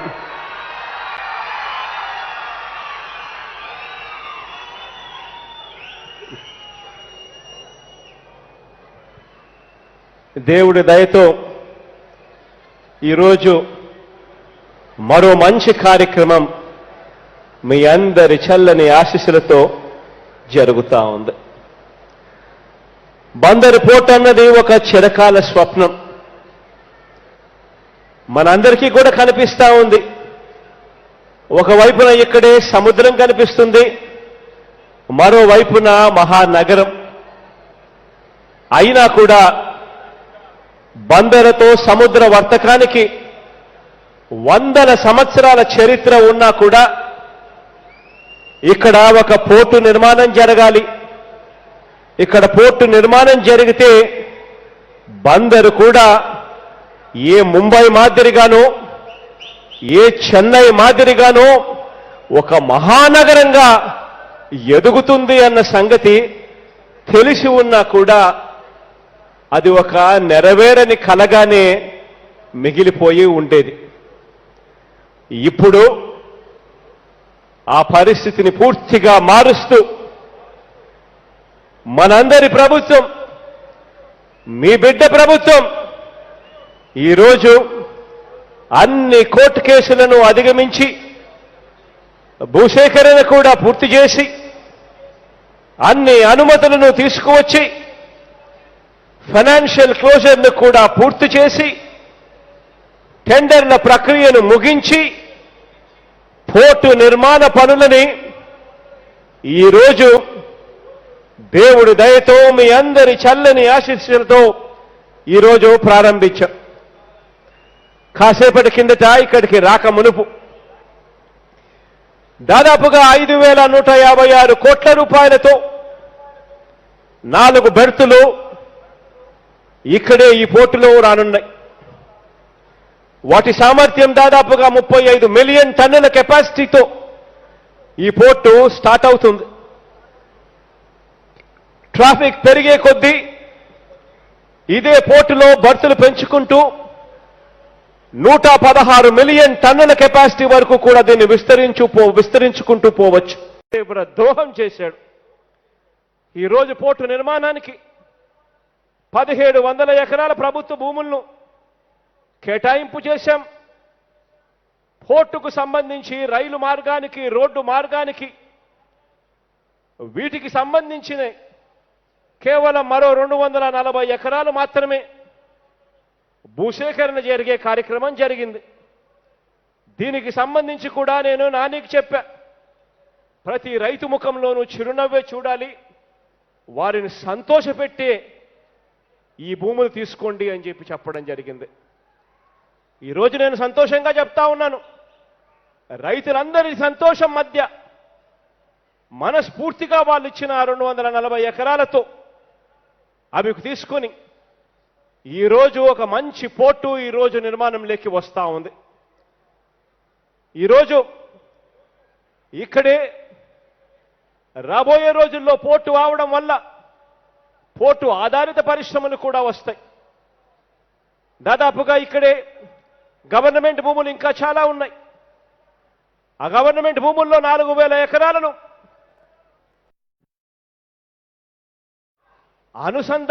అనుసంధానించి దానికి సంబంధించిన పరిశ్రమలు కూడా ఇక్కడే వచ్చేట్టుగా, ఇక్కడే లక్షల ఉద్యోగాలు వచ్చేట్టుగా ఊతం పడినట్టు అవుతుంది. ఇప్పుడు పోర్టు నిర్మాణానికి సంబంధించి గ్రహణాలన్నీ కూడా తొలగిపోయాయి. అడుగులు ఇక వేగంగా ముందుకు పడతా ఉన్నాయి. మరో 24 నెలల్లోనే ఈ ప్రాంతం రూపురేఖలన్నీ కూడా పూర్తిగా మార్చి ఇదే సముద్ర తీరంలోనే పెద్ద పెద్ద ఓడలు కనిపిస్తాయి. ఇక్కడ మన మచిలీపట్నంలో మరో 24 నెలల్లోనే ఇది జరుగుతుంది అని చెప్పడానికి సంతోషపడతా ఉన్నా. మచిలీపట్నం రూపురేఖల్ని మనందరి ప్రభుత్వం వచ్చిన తర్వాత ఎలా మారుతున్నాయో మీరంతా కూడా చూడండి. మీ కళ్ళ ఎదురునే ఈ తేడాలన్నీ కూడా గమనించేట్టుగా అడుగులు పడతా ఉన్నాయి.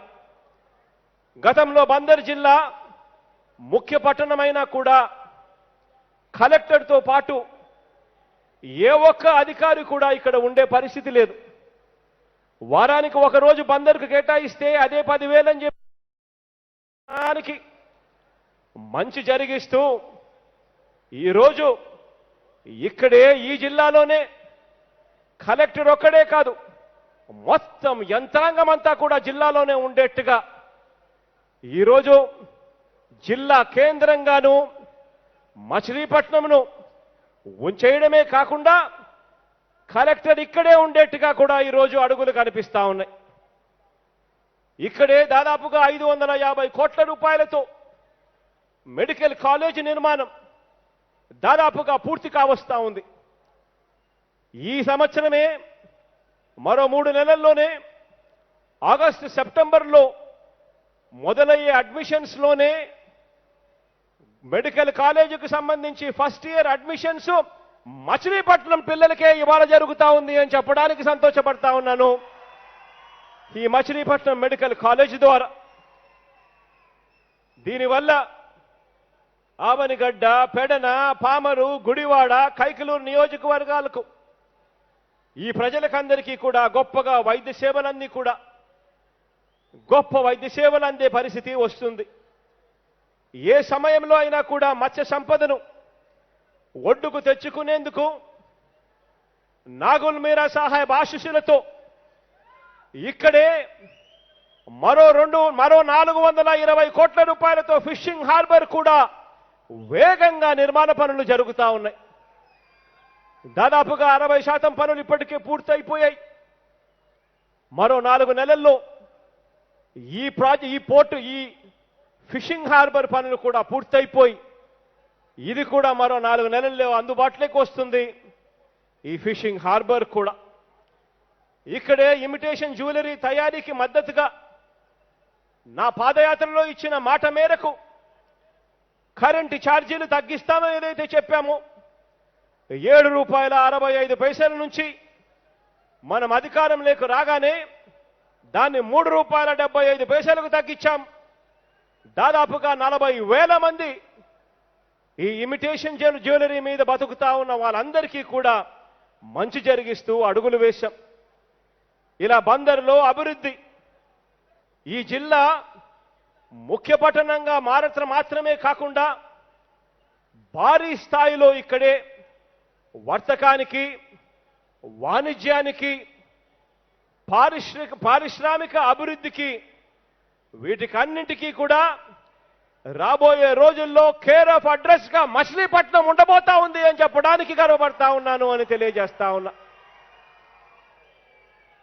ఇక మొత్తంగా కూడా చూస్తే రాష్ట్రంలోని పోర్టులకు సంబంధించి మనందరి ప్రభుత్వం తీసుకువచ్చిన మార్పులను కూడా ఒక్కసారి గమనిస్తే రాష్ట్రంలో ఇప్పటి వరకు ఉన్న పోర్టుల వార్షిక సామర్థ్యం 320 మిలియన్ టన్నులైతే 2025-26 నాటికి ఈ మొత్తానికి అదనంగా మరో 110 మిలియన్ టన్నుల సామర్థ్యం పెంచేలా అడుగులు వేస్తా ఉన్నాం.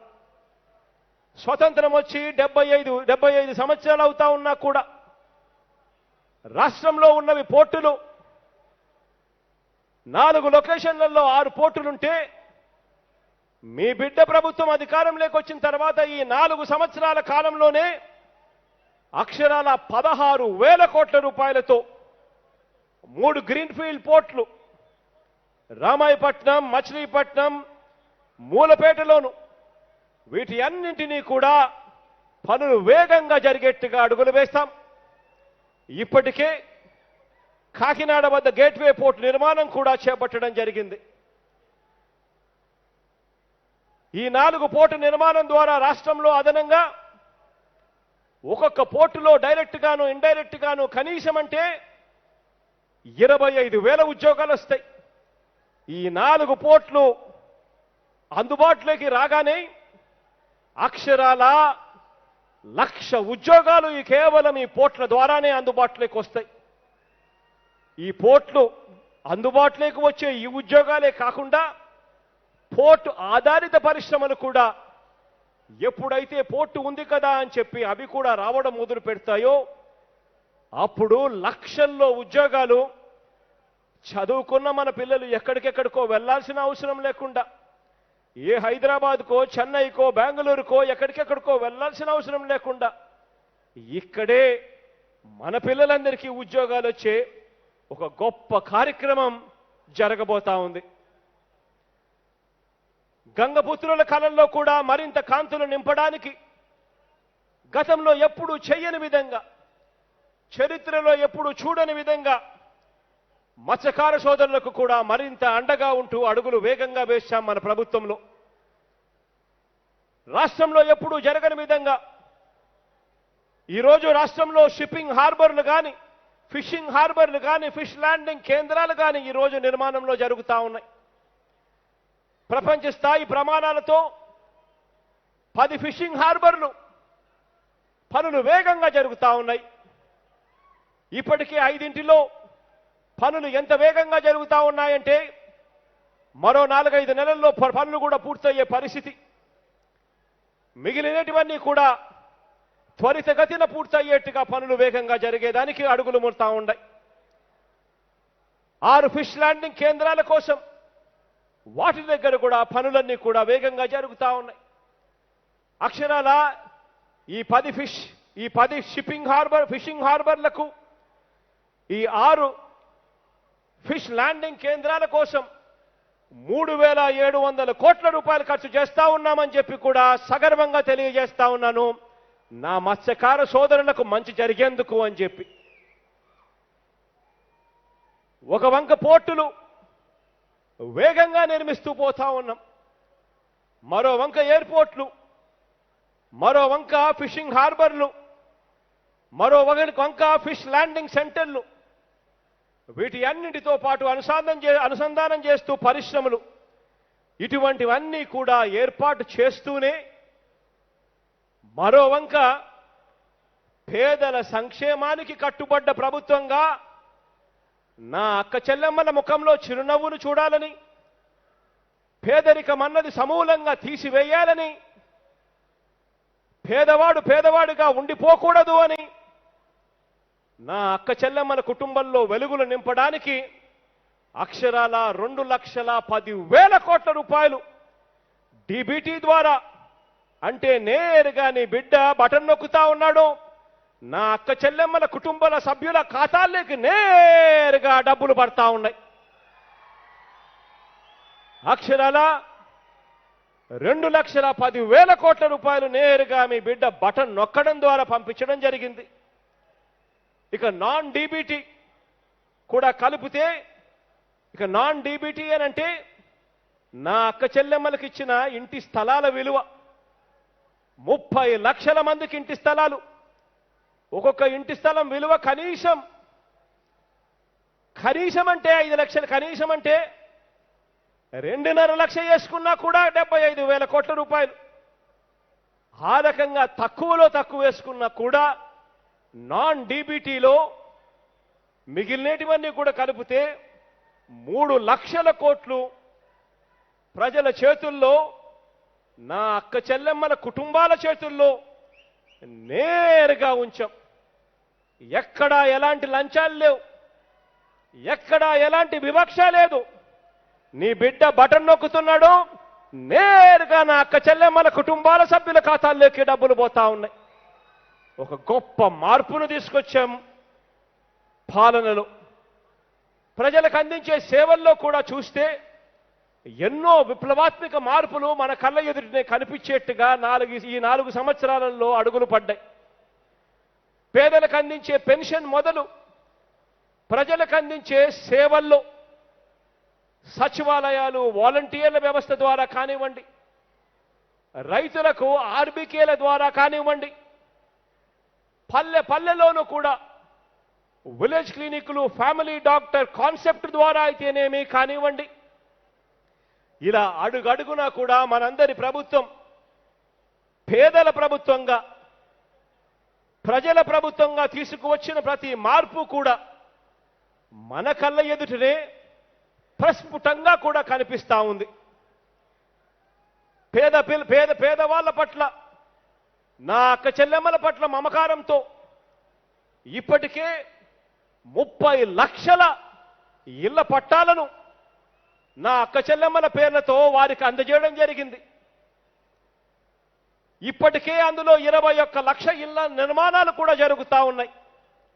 ఈ ఇల్లే పూర్తవుతే ఒక్కొక్క ఇంటి విలువ కనీసం 5 లక్షలు వేసుకున్నా కూడా, 5 లక్షల నుంచి 10 లక్షలు వేసుకున్నా కూడా, కనీసం అంటే ఒక్క ఈ ఇళ్ల పట్టాలు ఇళ్ల వల్ల ఈ 30 లక్షల మంది నా అక్క చెల్లెమ్మలకు అక్షరాల 1,50,000 కోట్ల నుంచి 2 లక్షల కోట్ల రూపాయలు నేరుగా వాళ్ళ చేతుల్లో పెట్టినట్టు అవుతుంది.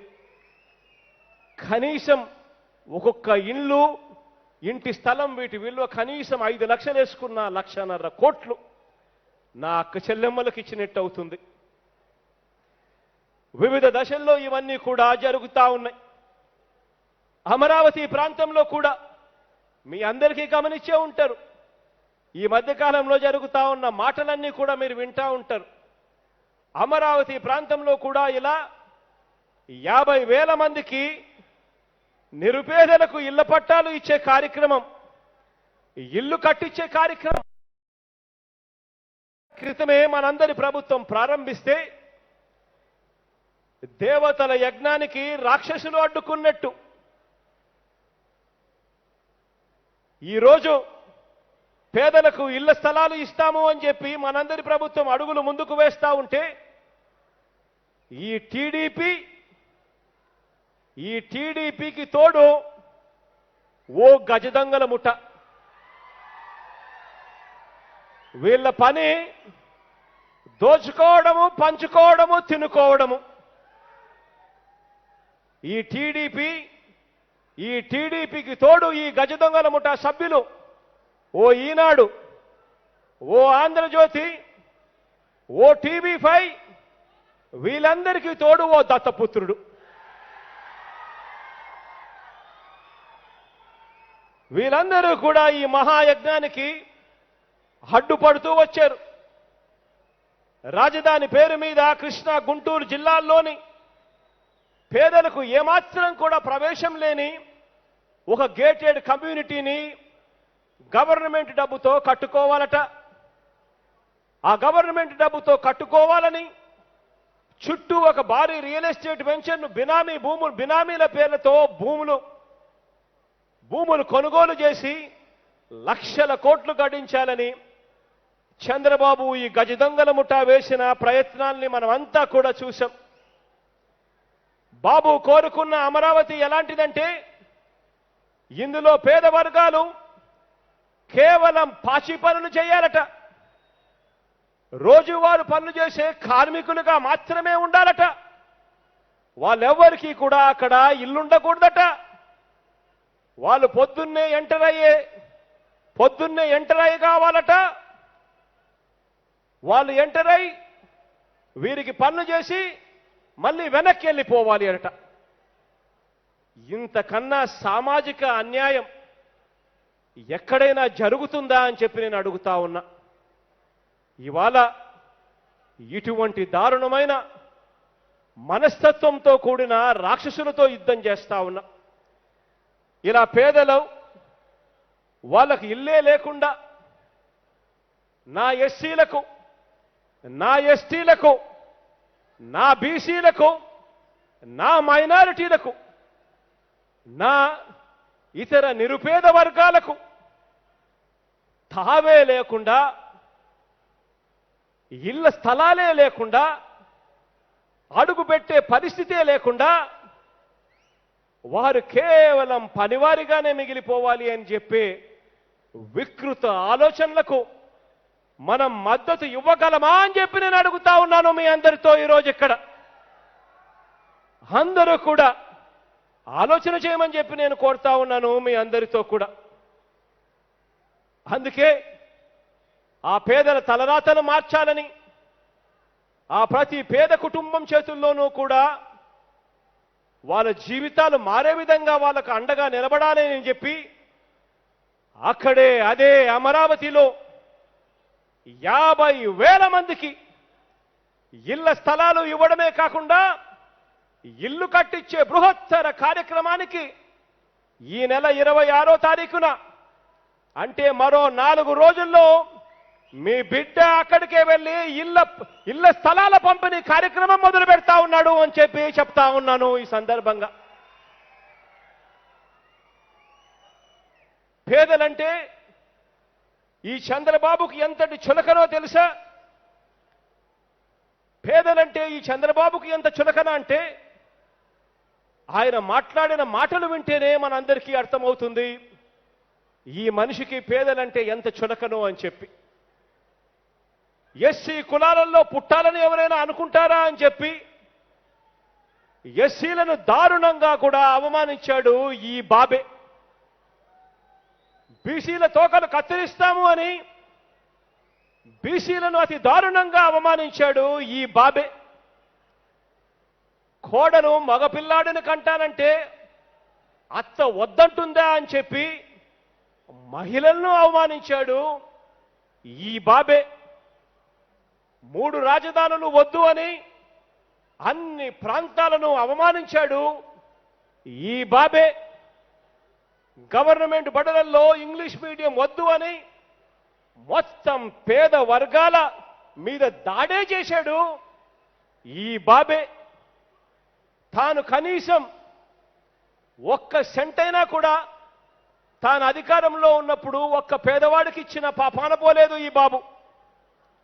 ఇవ్వకపోగా ఒక్కరికంటే ఒకరికి కనీసం ఒక్క ఇళ్ల స్థలం కూడా ఇవ్వకపోగా పేదలకు మీ బిడ్డ ఇళ్ల స్థలాలు ఇస్తుంటే రాష్ట్ర వ్యాప్తంగా కూడా కోర్టులలో కేసులు వేయించింది కూడా ఈ బాబే.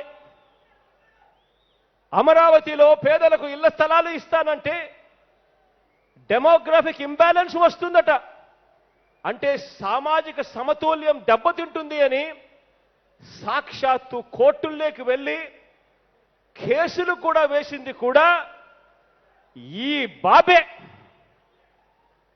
రూపం మార్చుకున్న అంటరానితనానికి, నయా పెత్తందారుల భావజాలానికి ప్రతీక ఈ బాబు.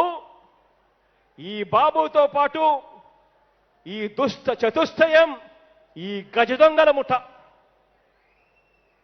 ఇవన్నీ చేసిన చంద్రబాబు ఈ మధ్యకాలంలోనే విశాఖపట్నంలో అన్న మాటలు విన్నప్పుడు మరీ బాధ అనిపిస్తుంది.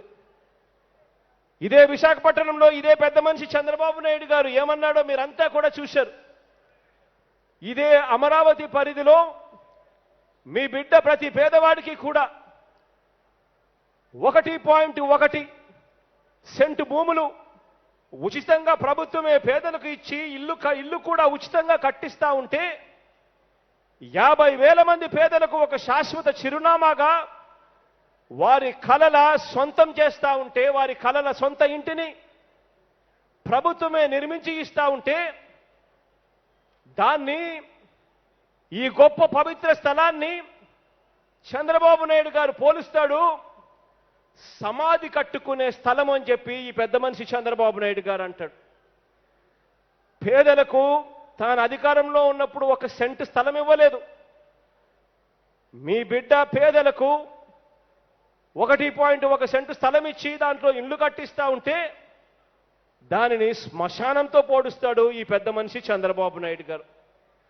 ఇలాంటి చంద్రబాబు నాయుడు గారికి మానవత్వం ఉందా అని చెప్పి ఒక్కసారి ఆలోచన చేయమని అడుగుతా ఉన్నా.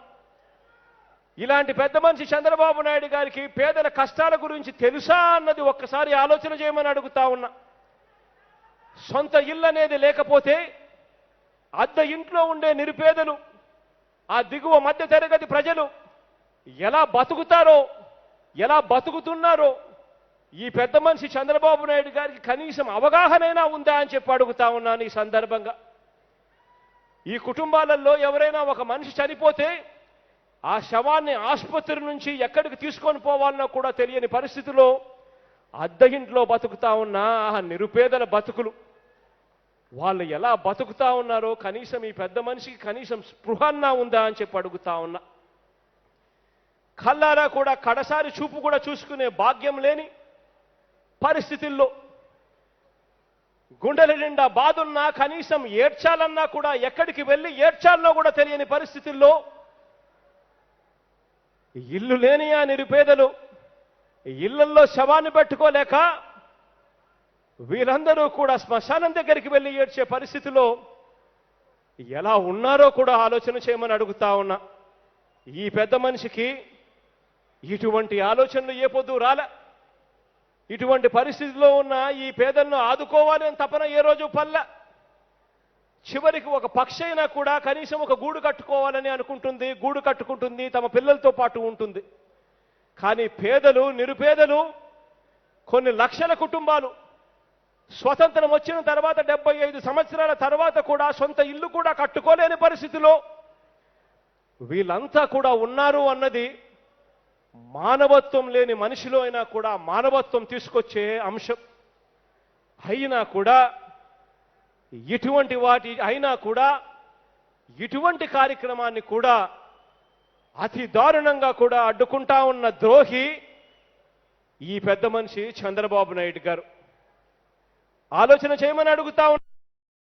మంచి చేసే చరిత్ర వీళ్ళకెవరికీ లేదు, మంచి చేసిన చరిత్ర ఎవరికీ లేదు. కాబట్టి వీళ్ళెవరూ కూడా పేదల దగ్గరికి వచ్చి మేం ఫలానా మంచి చేశాం కాబట్టి మాకు ఓట్లేయండి అని చెప్పి అడిగే పరిస్థితి లేదు. ఈ మంచి చేసిన చరిత్ర లేని వాళ్ళందరూ కూడా వాళ్ళ ఆలోచనలన్నీ ఒకటే, వాళ్ళ కుళ్ళు కుతంత్రాలన్నీ కూడా ఒకటే, వాళ్ళందరూ చేసేది ఒకటే. ఒక దత్తపుత్రుడిని నమ్ముకుంటారట, ఒక ఈనాడుని నమ్ముకుంటారట, ఒక ఆంధ్రజ్యోతి నమ్ముకుంటారట, ఒక TV5 నమ్ముకుంటారట. వీళ్ళందరూ ఏకమైతే అట ఉన్నది లేనట్టుగా చూపించగలుగుతారట, లేనిది ఉన్న. వీళ్ళందరూ ఏకమవుతే మంచి చేసిన చరిత్ర ఉన్న మీ బిడ్డ ఎన్నికల్లో గెలవడమే కష్టమట. నేను అడుగుతా ఉన్నా మిమ్మల్ని అందరినీ కూడా, ఒక్కసారి మీ గుండెల మీద చేతులు వేసుకొని ఒక్కసారి ఆలోచన చేసి మీ బిడ్డ పాలనలో మీ ఇంట్లో మీకు మంచి జరిగి ఉంటే, మీ బిడ్డ పాలనలో మీకు మంచి జరిగి ఉంటే మీ బిడ్డకు తోడుగా మీరే సైనికులుగా నిలబడండి అని చెప్పి మిమ్మల్ని అందరినీ కూడా కోరుతా ఉన్నా. మీ బిడ్డకు ఈనాడు తోడుగా ఉండకపోవచ్చు, మీ బిడ్డకు ఆంధ్రజ్యోతి అండగా ఉండకపోవచ్చు, మీ బిడ్డకు TV5 తోడుగా ఉండకపోవచ్చు, ఒక దత్తపుత్రుడు మీ బిడ్డకు అండగా నిలబడకపోవచ్చు. కానీ మీ బిడ్డ వీళ్ళని నమ్ముకోలేదు. మీ బిడ్డ నమ్ముకునింది దేవుడి దయను, మీ అందరి చల్లని ఆశీస్సులు మాత్రమే మీ బిడ్డ నమ్ముకున్నాడు. అందుకే మీ బిడ్డ మంచి చేసే ఆ మంచిని చూపించి మీ చల్లని ఆశీస్సులు కోరుతా ఉన్నాడు. ఈరోజు చేసే ఈ కార్యక్రమం ద్వారా ఈ ప్రాంతం ఇంకా బాగుపడాలని, ఈ ప్రాంతానికి ఇంకా మంచి జరగాలి అని చెప్పి మనసారా కూడా కోరుకుంటూ ఈ కార్యక్రమాన్ని ముందుకు తీసుకెళ్తా ఉన్నాం. చివరగా నాని అడుగుతూ మెడికల్ కాలేజీ దగ్గర రోడ్ ఓవర్ బ్రిడ్జ్ నిర్మాణానికి మరో 25 కోట్ల రూపాయలు అవుతుంది. అది మెడికల్ కాలేజీకి ఎంతో ఉపయోగపడుతుంది. మెడికల్ కాలేజీతో పాటు దీన్ని కూడా శాంక్షన్ చేసి మెడికల్ కాలేజీతో పాటు ఇది కూడా అయిపోయేట్టుగా చేయండి అని అడిగాడు. దీనికి 25 కోట్ల రూపాయలు దీనికి కూడా శాంక్షన్ చేస్తా ఉన్నాను అని చెప్పి ఈ సందర్భంగా తెలియజేస్తా ఉన్నా. అదేవిధంగా 6 కమ్యూనిటీ హాల్స్ నిర్మాణం కోసం కాసేపటి కిందట పేపర్లో రాసిచ్చాడు. దానికి 3 కోట్లు అవుతుందని అన్నాడు. దానికి శాంక్షన్ చేస్తా ఉన్నాము. అంబేద్కర్ భవనం రిపేర్ల గురించి ఇక్కడే కాసేపటి కిందటనే ప్రస్తావించాడు. దానికి కూడా 5 కోట్ల రూపాయలు కేటాయింపు చేస్తా ఉన్నాము అని చెప్పి కూడా ఈ సందర్భంగా తెలియజేస్తా ఉన్నా. మరో 12 గ్రామాలకు సంబంధించి ఎంజాయ్మెంట్ సర్వే పూర్తి చేసుకొని 12,615 ఎకరాలకు సంబంధించి వివాదము పరిష్కరించవలసిందిగా కలెక్టర్లను తాను అడిగిన మేరకు కలెక్టర్లకు ఇక్కడే ఇదే సందర్భంలోనే ఆదేశాలు ఇస్తా ఉన్నాము. కలెక్టర్లకు కూడా అర్హులైన వారిని గుర్తించి త్వరలోనే మనం ఇవ్వబోయే అసైన్డ్ ల్యాండ్స్, లంకా ల్యాండ్స్, ఈ పట్టాలతో పాటు వీరికి కూడా పట్టాలు ఇచ్చే కార్యక్రమం చేయబోతా ఉన్నాము అని చెప్పి కూడా ఈ సందర్భంగా తెలియజేస్తా ఉన్నాను. కలెక్టర్లకు ఆదేశం కూడా ఇస్తా ఉన్నాము. కలెక్టర్కు దీనికి కూడా ప్రక్రియ మొదలు పెట్టమని చెప్పి వీటి అన్నిటి వల్ల కూడా ఇంకా ఈ ప్రాంతానికి మంచి జరగాలని చెప్పి మనసారా కూడా కోరుకుంటూ మీ అందరి చల్లని ఆశీస్సులకు, దీవెనలకు మరొక్కసారి పేరు పేరున హృదయపూర్వకంగా కృతజ్ఞతలు తెలుపుకుంటూ సెలవు తీసుకుంటా ఉన్నాను.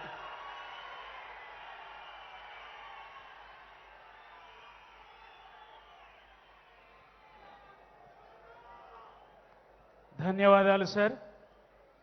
కృష్ణా జిల్లాకు మీరిచ్చినటువంటి ఈ వరాలకు కృతజ్ఞతగా జిల్లా యంత్రాంగం, జిల్లా ప్రజలందరి తరఫున వెంకటేశ్వరుని ప్రతిమను జిల్లా కలెక్టర్ గౌరవనీయులు పి రాజాబాబు ఐఏఎస్ గారు, జిల్లా యంత్రాంగం అందరి తరఫున జిల్లా ఇన్ఛార్జి మంత్రివర్యులతో కలిసి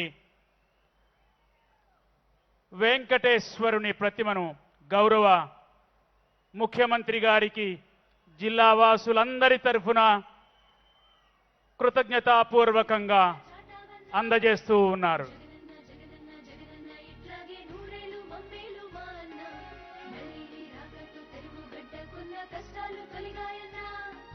యాడకెళ్ళలేదు రాజన్న, నీ పాలనలో ఉన్నాడు జగనన్న. యాడకెళ్ళలేదు రాజన్న, నీ పాలనలో ఉన్నాడు జగనన్న. అచ్చంగా నీలాగే జగనన్న మా కష్టాలు తీర్చాడా రాజన్న. నీరగతో మళ్ళీ మా పల్లె సీమలు పచ్చంగా మారాయ్యా. నీ సంక్షేమ పథకాలు ప్రతి గడపకు చేరి పండగలే చేశాయ్యా. తమ ఆత్మీయ సోదరునికి సోదరీమణులు అందిస్తున్నటువంటి జ్ఞాపికలు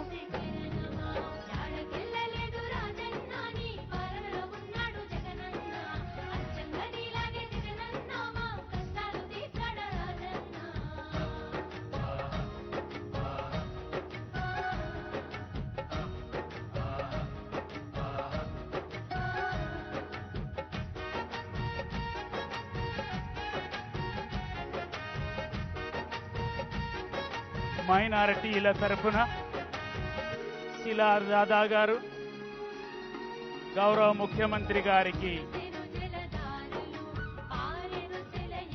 సమర్పిస్తున్నటువంటి రక్షణ బంధన.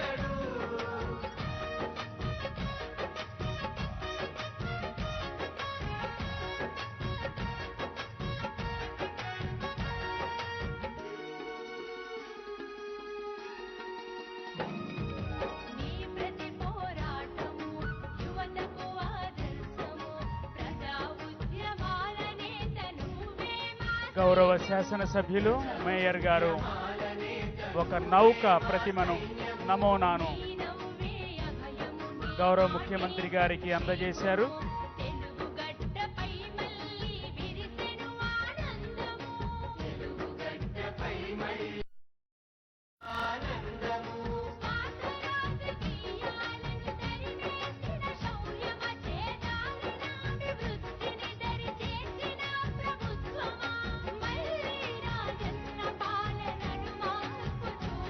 జిల్లా యంత్రాంగం గౌరవ ముఖ్యమంత్రి గారితో ఈ ఆనంద క్షణాలను ఒక ఛాయాచిత్ర ప్రదర్శనతో, ఛాయాచిత్ర బంధనతో బంధించిన క్షణం.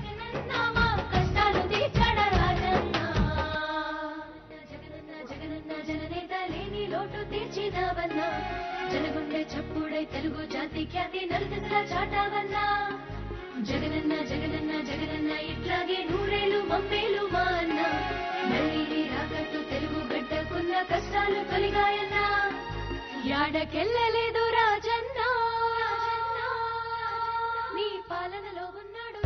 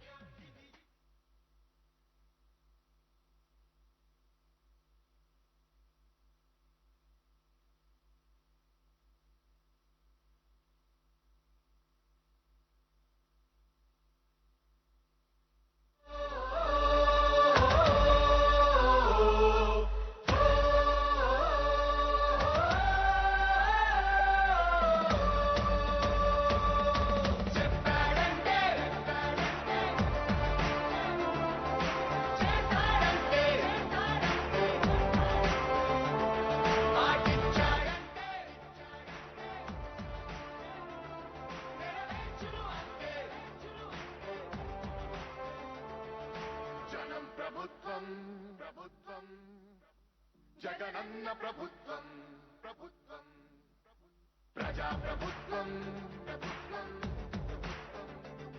ప్రగతొకటే లక్ష్యం ఒకటే లక్ష్యం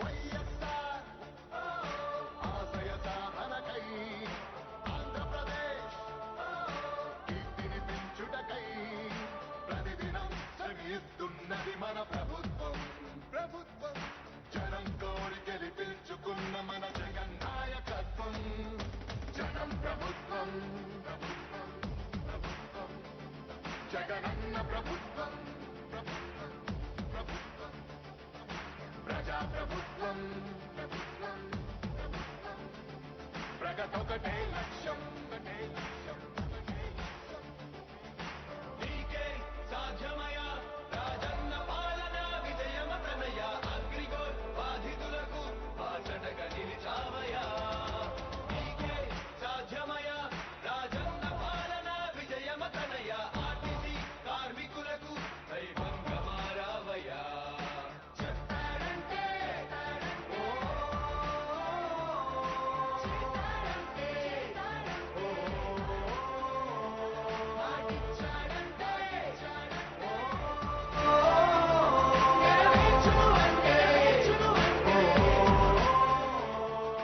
గ్రామ సచివాలయముల ద్వారా యువత భవిత మారింది రైతు భరోసా పథకంతో ప్రతి రైతు మనసు మురిసింది అవ్వతాతలకు పెంచిన పెన్షన్ ఆసరాగా నిలిచింది కిడ్నీ వ్యాధి బాధితులకు 10,000 ఊరటిచ్చింది ఆటో కార్మిక సోదరులకు ప్రతి ఏటా 10,000 హోంగార్డుల వేతనాలు పెరిగాయి 21,000 ఆశా వర్కర్ల ఆశలకు ఓ ధైర్యమిచ్చే ప్రభుత్వం పారిశుద్ధ కార్మికుల గుండెల్లో నిలిచిపోయే మన జగన్ ప్రభుత్వం జగన్ ప్రభుత్వం ప్రభుత్వం ప్రభుత్వం జగనన్న ప్రభుత్వం ప్రభుత్వం ప్రభుత్వం ప్రజా ప్రభుత్వం ప్రభుత్వం ప్రభుత్వం ప్రగతొకటే లక్ష్యం ఒకటే లక్ష్యం ఒకటే లక్ష్యం 75%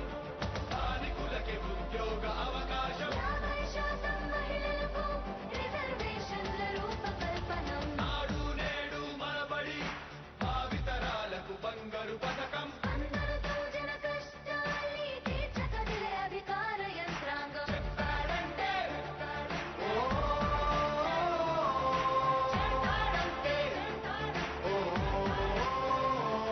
పాటించాడంటే నెరవేర్చును అంటే మధ్యముపై మొదలైన యుద్ధం విజయదారులను చూపే వెయ్యి దాటితే ఆరోగ్యశ్రీ ఎందరికో దైవమయ్యే పేదలకిచ్చే పక్కా ఇల్లు సొంతింటి కలను తీర్చే అమ్మఒడి పథకం ద్వారా ప్రతి అమ్మ కష్టాలు తీరే చేనేతలకు ప్రతి ఏటా 24,000 సహాయం అందనుంది వైఎస్ఆర్ ఆసరా పథకం కానుకతో ప్రతి పేదింటికి పెద్దయ్యను మన ప్రభుత్వం యుద్ధ ప్రతిపాదనలతో జన కళ్ళను తీసుకొస్తోంది జగన్